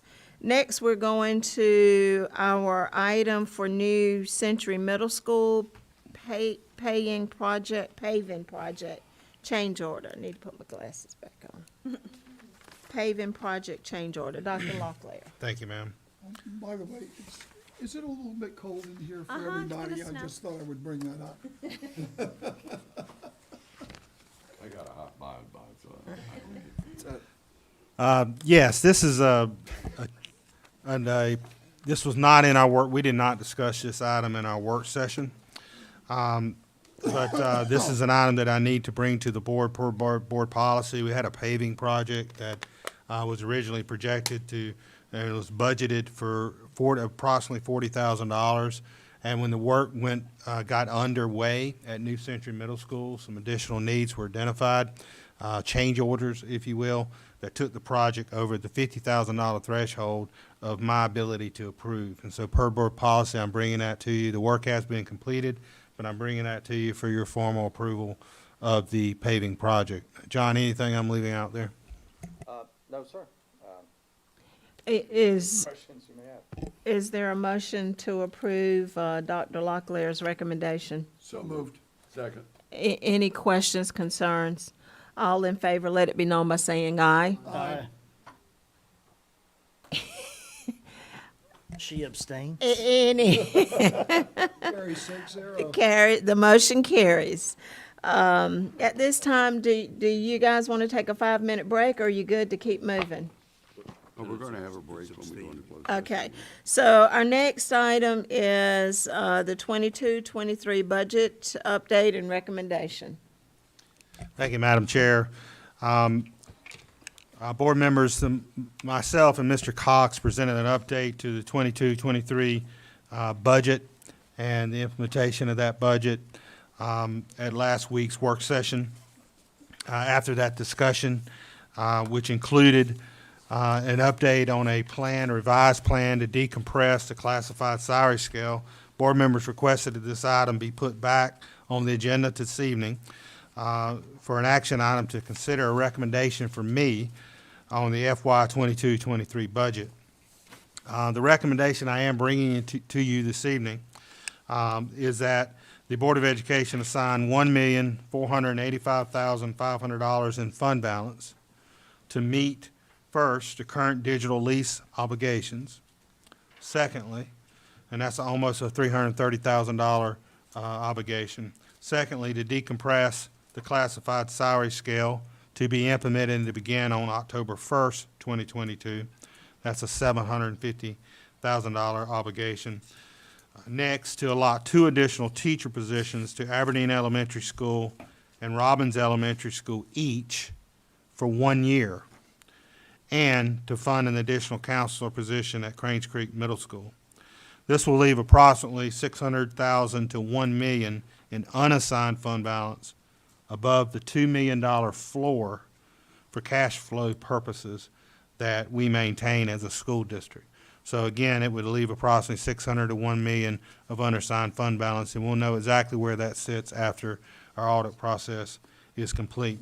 So my recommendation is to the board to make that endorsement that we move forward with assigning that fund balance for these uses. I would also note, with the 2 teaching positions each at Aberdeen Elementary and Robbins Elementary, that we do know that it's challenging to find highly qualified teachers right now, especially at this time of the year. And so I would ask that I'll be able to have my ability to have flexibility with those positions and working with those schools if they found other creative ways to utilize those positions, or the amounts of funding that are assigned to those positions, that we support those schools being able to be creative with that. That might include additional tutoring, that might include additional academic coaches, that can include part-time teachers, it can include a variety of things. But we allow those additional resources to be used creatively if we are not getting additional teachers to support those schools because they may not be available at the time. So again, this is my recommendation that the board move forward with this. Happy to answer any questions or look deeper back into the information. And Dr. Locklear, the sum of that is 1.4 million. That is correct, $1,485,500. Okay. I'm really glad, and I think all of us, my colleagues, one of our priorities from the beginning was to try to decompress the classified salary scale. I'm glad that you were able to go back with Mr. Cox and revisit that and redefine and now to be able to implement that for our classified staff on October 1st, I think is wonderful. Any board member, do you have comments, Mr. Levy? Yes. Now, what you're doing is you're saying that you're gonna use $330,000 for 2 additional teachers each at Robbins and at Aberdeen Middle, am I right? Yes, sir. Okay. 4 total teachers, Well, 4 two total. at each school. Yes, 4 sir. total teachers, okay. I happen to have gone to Aberdeen Elementary. They are already in their 4th and 5th grades. They are already down to about a 1-to-20 ratio, certainly under 1-to-24. But what I'm seeing here is that for an additional $150,000, we could have a 1-to-24 ratio of teacher to student in 4th and 5th grades throughout the system. Now, that was a priority which was set by this board. And when we're talking about for $120,000, we can have a thing that goes throughout the system. I don't see isolating this to these 2 schools, especially when we're not sure that that's what they need. Additionally, in talking with the principal, and we had a very frank discussion, what they seem to need is an after-school program, which is a reading program complete with busing, which would allow students to stay an extra hour after school, and we would be able to bus them home. What that's gonna cost, I don't know, but if that helps them, that's fine, okay? I don't know what Robbins needs, okay? And I don't think any of us know what Robbins needs. I think what we should be doing, number one, is going forward, because it's clear we have the money for it. You know, we've been things have been dancing around saying, well, we don't have the money where fund balance isn't there to lower class size. Of course it is. It's there.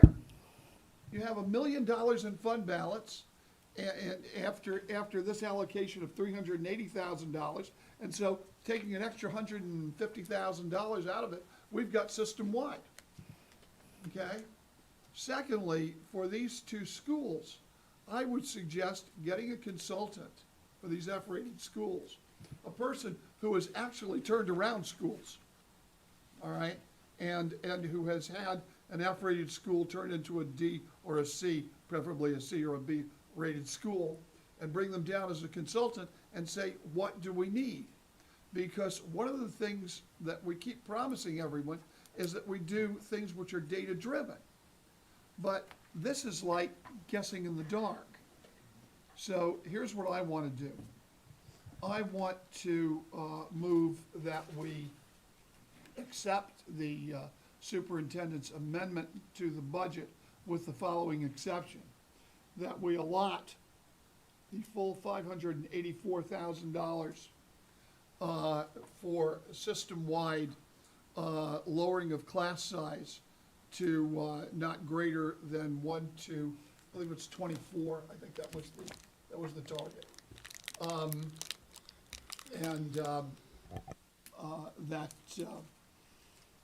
That we take the additional money from fund balance.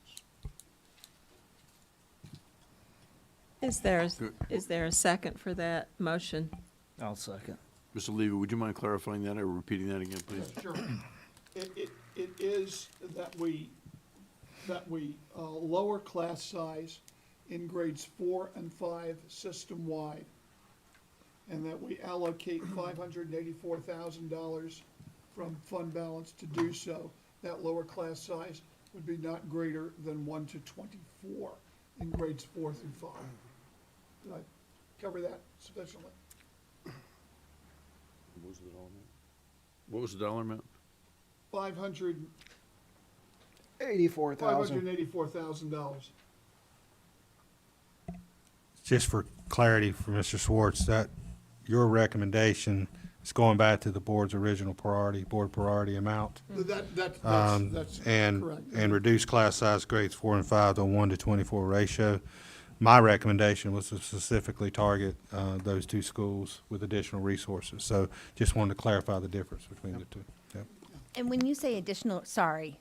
I will second the motion. I was gonna Well, I ask, think is there a he second? already did. Okay, so so then- Philip okay, I'm second, sorry, I so missed now we can. I was just gonna say, Ms. Caldwell. Dr. Locklear, you even said to target those two schools, but you said to have the discretion for you to decide if they need an after-school program versus a teacher, correct? So it technically wouldn't be just for a teacher, it would be for what their needs are? I wanted to make that clear that I don't want these resources to sit out there and us not be able to find a highly qualified teacher to serve in that role. I wanted to have the ability in those schools to work with those schools and make sure we're getting them what they need, and be able to be creative with those positions. So that is what I laid out. Yes, ma'am. Okay. Any, Oh, Ed had something. I'm Mr. sorry. Dennison? Yeah, my comments are, I think we need to make sure, we need to see what's happening this year. When we get our 20-day projection, I would like to see at each school for core subjects, each individual classroom, how many students in each classroom. When we find out how many teachers we need, then we can make that decision. And I also think it's foolish to provide teachers for all the schools in the classroom, or all the schools for 4th and 5th grade, when we have all these tremendous needs at these schools who are low performing. We need to put the resources where we're having the biggest problem. And that is with the schools that aren't up to capacity. And we need to even focus more on where, like we have bringing down, cutting the gap in half. And we don't need to cut the gap. We need to get the ones that are lowest. And in our low-performing schools, it's the black. We need to put resources in there. We've never treated those schools any differently than anybody else. And if we don't start focusing on the kids that need the help the most, we're going to continue to do what's happening right now. Mr. Levy? Yeah, we are going to focus on those schools, but you can't just go ahead and say, oh, let's throw 2 teachers here and 2 teachers there. You can't do that, okay? We have a problem. We have F-rated schools. And we're going to need to do some targeting things that I don't think any of us know exactly what that's going to cost. We do know that we've got, that even with this, we'll have close to $1 million in fund balance. And we may even repurpose some ESSER funds to do it, according to what Mr. Hensley says over in November. But first, we need to know what these schools need. And one of the things that I said to the superintendent, to the principal, is I said, I think I know what I don't know. And that really means is, I want to learn exactly what you need. And I know that he made 2 suggestions. What's that going to cost? I don't know. Maybe we'll take some of the ESSER funds and give him that sort of thing. But in the meantime, we've got overcrowded schools throughout the system. We're talking about, this is very funny. We gave $1 million in bonuses to teachers, to teachers. We gave stipends to teachers, a couple of $1 million there, which they certainly, like, they deserve every dime that they can get. We're talking about locker rooms at $1 million, tracks at $1 million. I'm talking about $584,000. In our budget, it's not a lot of money, but it's gonna do a lot of good, because we've got students who come out of classrooms in first through third grades with a low amount of students, and all of a sudden, some of our classes have 35 kids in them. So let's stick with our priorities. We said that we were gonna lower class size throughout the system. We're also going to get a counselor at Cranes Creek, okay? And we've made those as priorities. Let's stick with those priorities. And I don't want to do throughout the system. We need to help the people that need to help. We don't need to look at schools. We need to look at the students in those schools, which, like the black by far, is the least. We need to specifically do that. They're economically disadvantaged who are doing poorly. There are other groups, but we can't, economically disadvantaged, we can't distinguish those. We can only distinguish certain groups.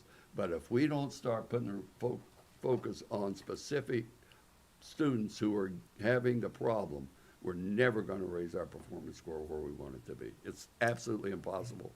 And by simply concentrating everything, just throwing things and not even knowing whether that's going to help or not. We won't do that. We'll do what we know works, Bob. Like the class size. We don't know what effect that's going to have on the scores. You know, plus we don't even know how many more teachers we need.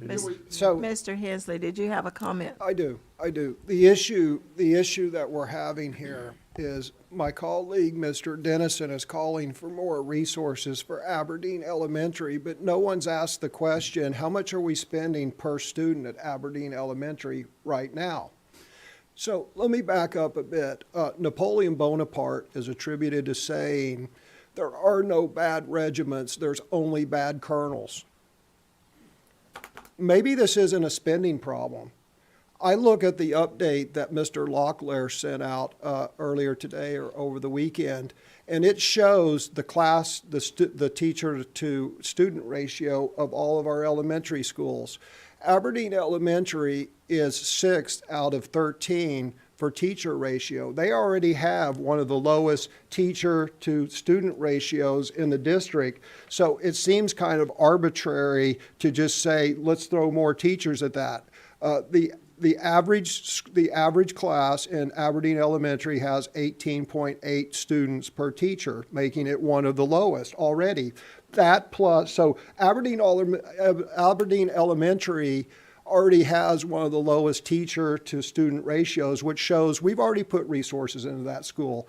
There's Title I funds, there's Restart School funds. So I think the first question that needs to be asked is, how much are we spending per student at Aberdeen Elementary and Robbins Elementary versus the average per student at the rest of our elementary schools? Then we can make an informed decision. I have a few other points though.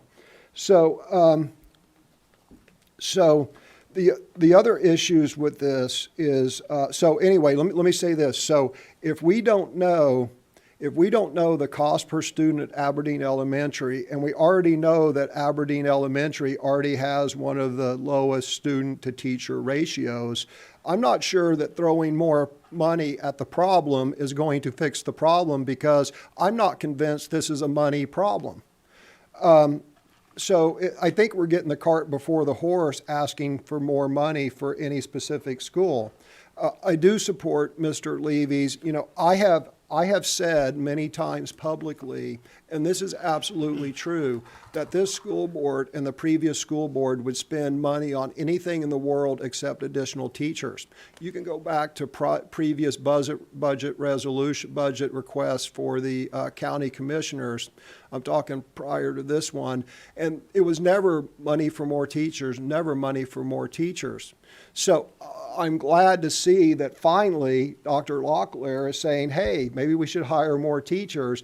But I think I support Mr. Levy's motion or amendment that, you know, for $280,000 more, then we're going to lower class sizes throughout all the district. And then if the superintendent and the central office want to come back and say we need targeted spending for a specific school, then I want to know what the average cost per student is. I want to know what the class size is. Then we can make an informed decision, because this board frequently makes uninformed decision because basic questions that a business person or just anyone sitting in the audience would ask, like, how much are we already spending per student? I'm sorry, Mr. Dennis, one more point. The other thing that I would caution everyone about is there is this golden rule. There is this golden rule that we've always talked about we're not going to hire personnel and fund recurring expenses with fund balance. And that is a slippery slope, because, you know, we're going to pay to decompress the classified staff pay, which is sorely needed. I mean, for reasons that we've done. We're going to hire teachers. We're going to hire counselors out of fund balance. That's going to be a problem, just like next year when that $1 million deficit in the lunch program comes due. Go ahead and cut me off. When that $1 million deficit in the nutrition program comes due, this $1.2 million of really deficit spending is going to come due. Now, the flip side of that is this fund balance is really revenue from this year. It's not really carried over. But one other point, and then this is it, is in the last 2 years, our spending has increased 49%. That 49% spending has been buoyed by ESSER funds, COVID relief funds, and all that. And it's really hard to tell how much of that we've spent on recurring expenses versus capital expenditure. It's given us a lot of flexibility to get stuff fixed and do capital expenditures.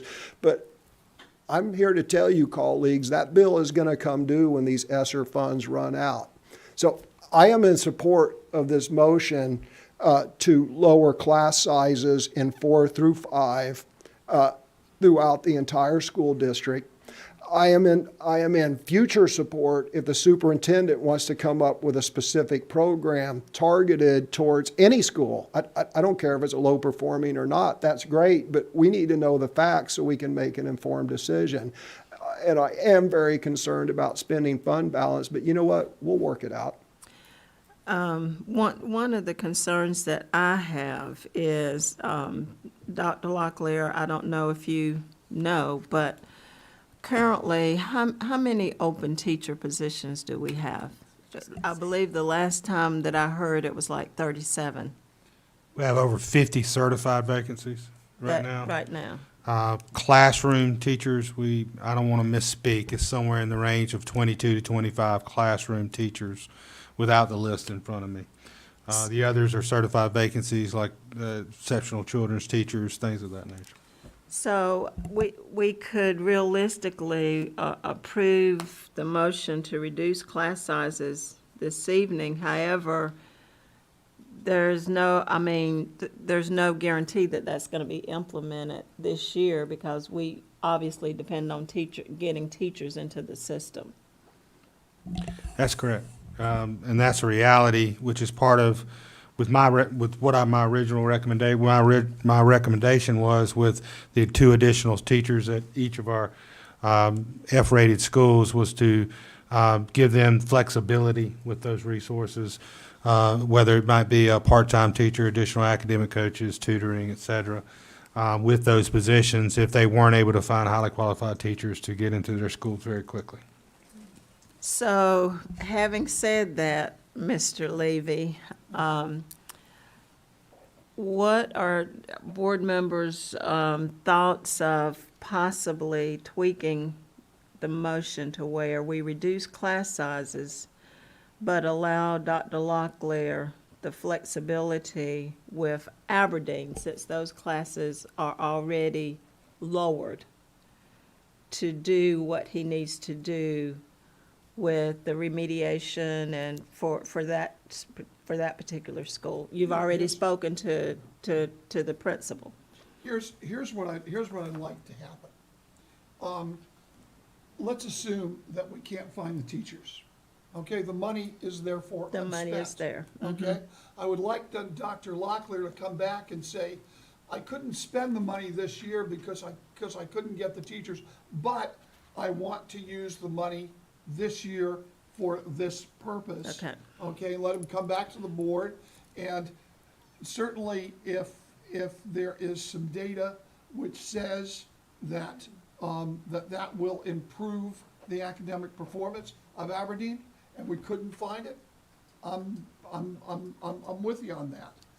And I know that Dr. Locklear is gonna make every effort possible to find qualified teachers, and I know how difficult it is. But that's I think we can do it with the existing motion. Okay, I so have one thing to say, just real quick, and Okay. I won't be long. Okay. I was just gonna say, to me, I think I would approve, and I know we have to vote on yours first, but what Dr. Locklear is promoting, only because we need those teachers in Aberdeen and Robbins right away. We can't wait on this. We can't say, oh, well, if you have money, let's go ahead and get you something that we need.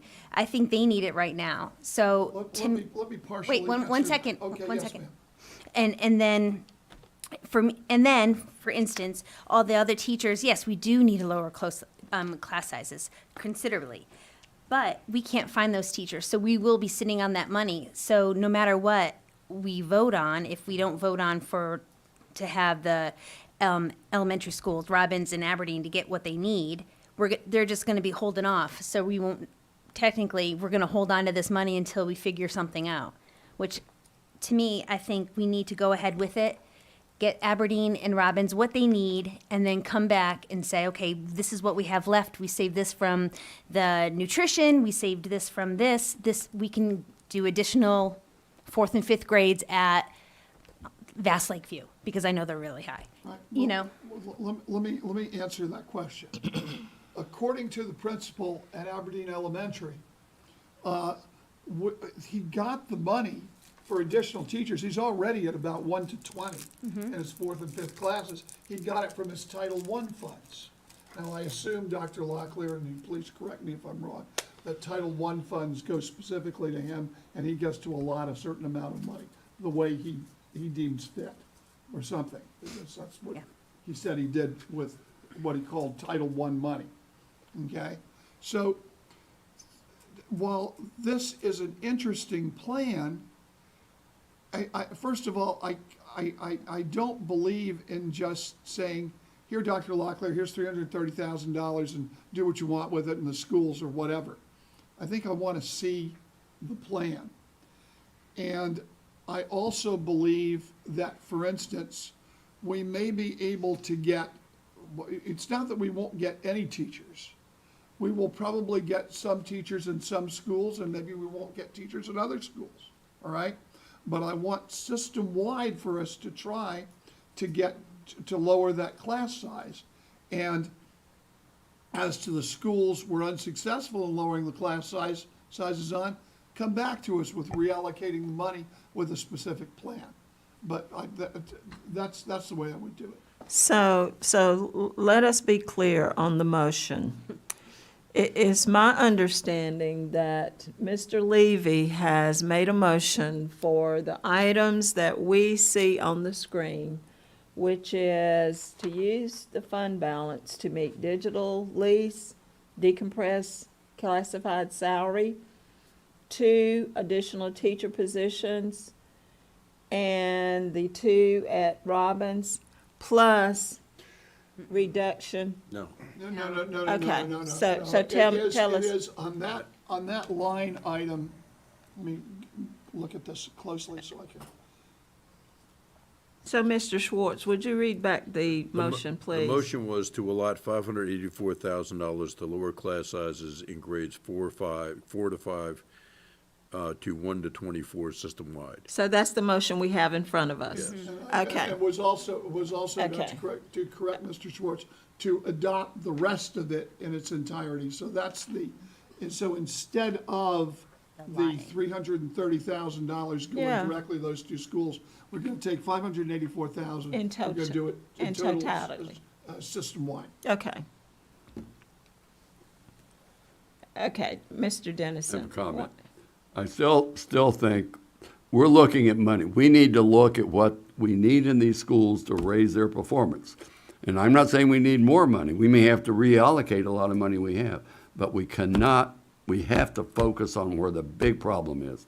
We can't focus district-wide. We have to make sure we get those schools. It'd only take, if we had the 4 low-performing schools do much, much better, that would raise our proficiency system-wide greater, because the kids that are already up there, hell, these low-performing schools, hell, they can increase 50% in 1 year if they have the right things to do. We don't know what they are, but we got to focus on them. And, we need to look at performance and not money. And then if we need to figure out what we need for performance to improve, and then figure out where the money's going to come. It may come from somewhere else in the district. But I just cannot believe we're not focusing on where we need the help. Just makes no sense to me at all. Okay, so let's vote. At this point, do we know what we're voting on? Does everybody know what we're voting on? Okay, so, Mr. Schwartz? Can we get clear on it? Yeah, that's what I want us to be clear. Mr. Levy, you're proposing taking $254,000 from fund balance in addition? If you take on your chart, it says $584,000. Okay? And you go over, it says $330,000. You see that? Correct.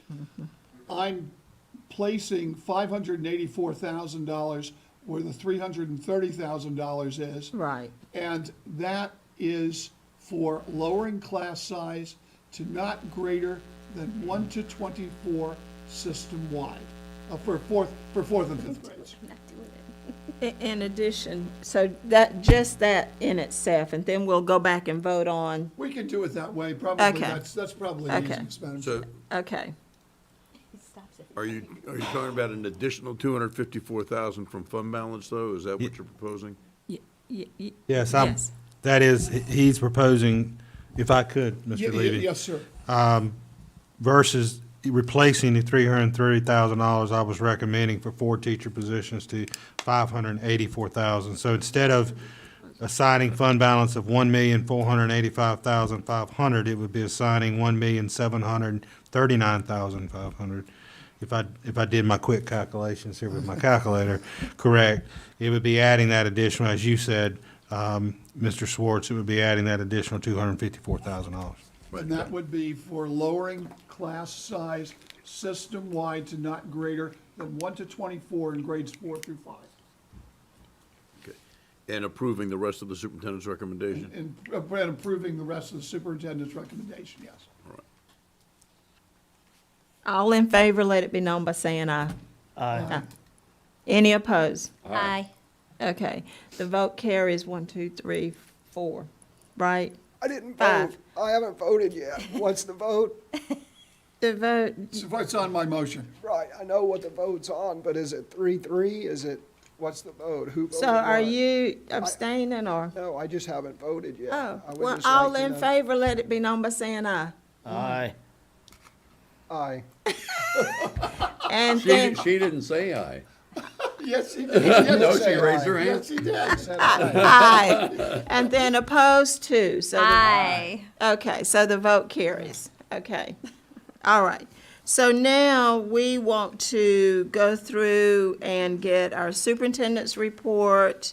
We want to have our board comments before we close out and enter back into closed session. So, Dr. Locklear. Thank you, Madam Chair.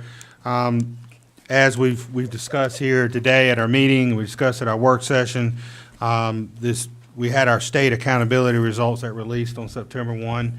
And I just wanted to note and really thank, and there's certainly areas in that data release we know we need to focus in on and we need to improve. There were also areas in that data that I think are worth celebrating and celebrating our students and staff.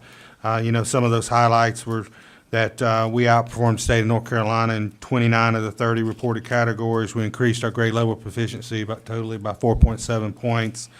Moore County Schools demonstrated gains in 28 of the 30 reported areas. So there certainly, our graduation rate continues to be very high, 92.2%, four-year on-time graduation rate, outperforming the state of North Carolina again. So there's certainly a lot of areas to celebrate there, but as we've discussed, there's also a lot of areas that we need to target in on and focus on for continuous improvement. And I know that will continue to be our drive throughout this year, working with our schools and working with our staff, and I have great confidence we're going to have a great school year. To that, we've had a great start. It's been a great first 2 weeks of school. Certainly there's been some bumps along the way. There's some things we need to, you always have to look and fix, but it's been a great start overall, and I just want to take this time to thank our employee team and all the hard work they put in to help us have a great start of the school year, and appreciate your support. Thank you, Madam Chair. Thank you. Ms. Caldwell? No, ma'am. No comments. Mr. Holmes, no comments. Mr. Hensley? Mr. Dennison? Bob? My greatest gift to the board, no comment. At this time, we will recess for closed session, and then we will return to close us out.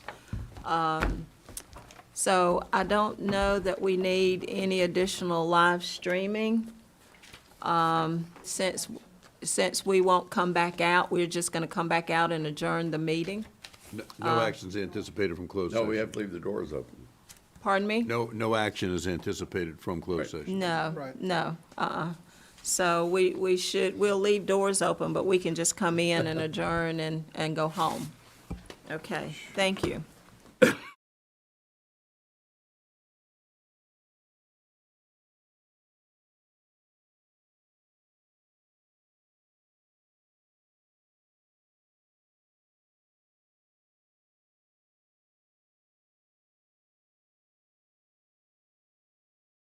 Sorry.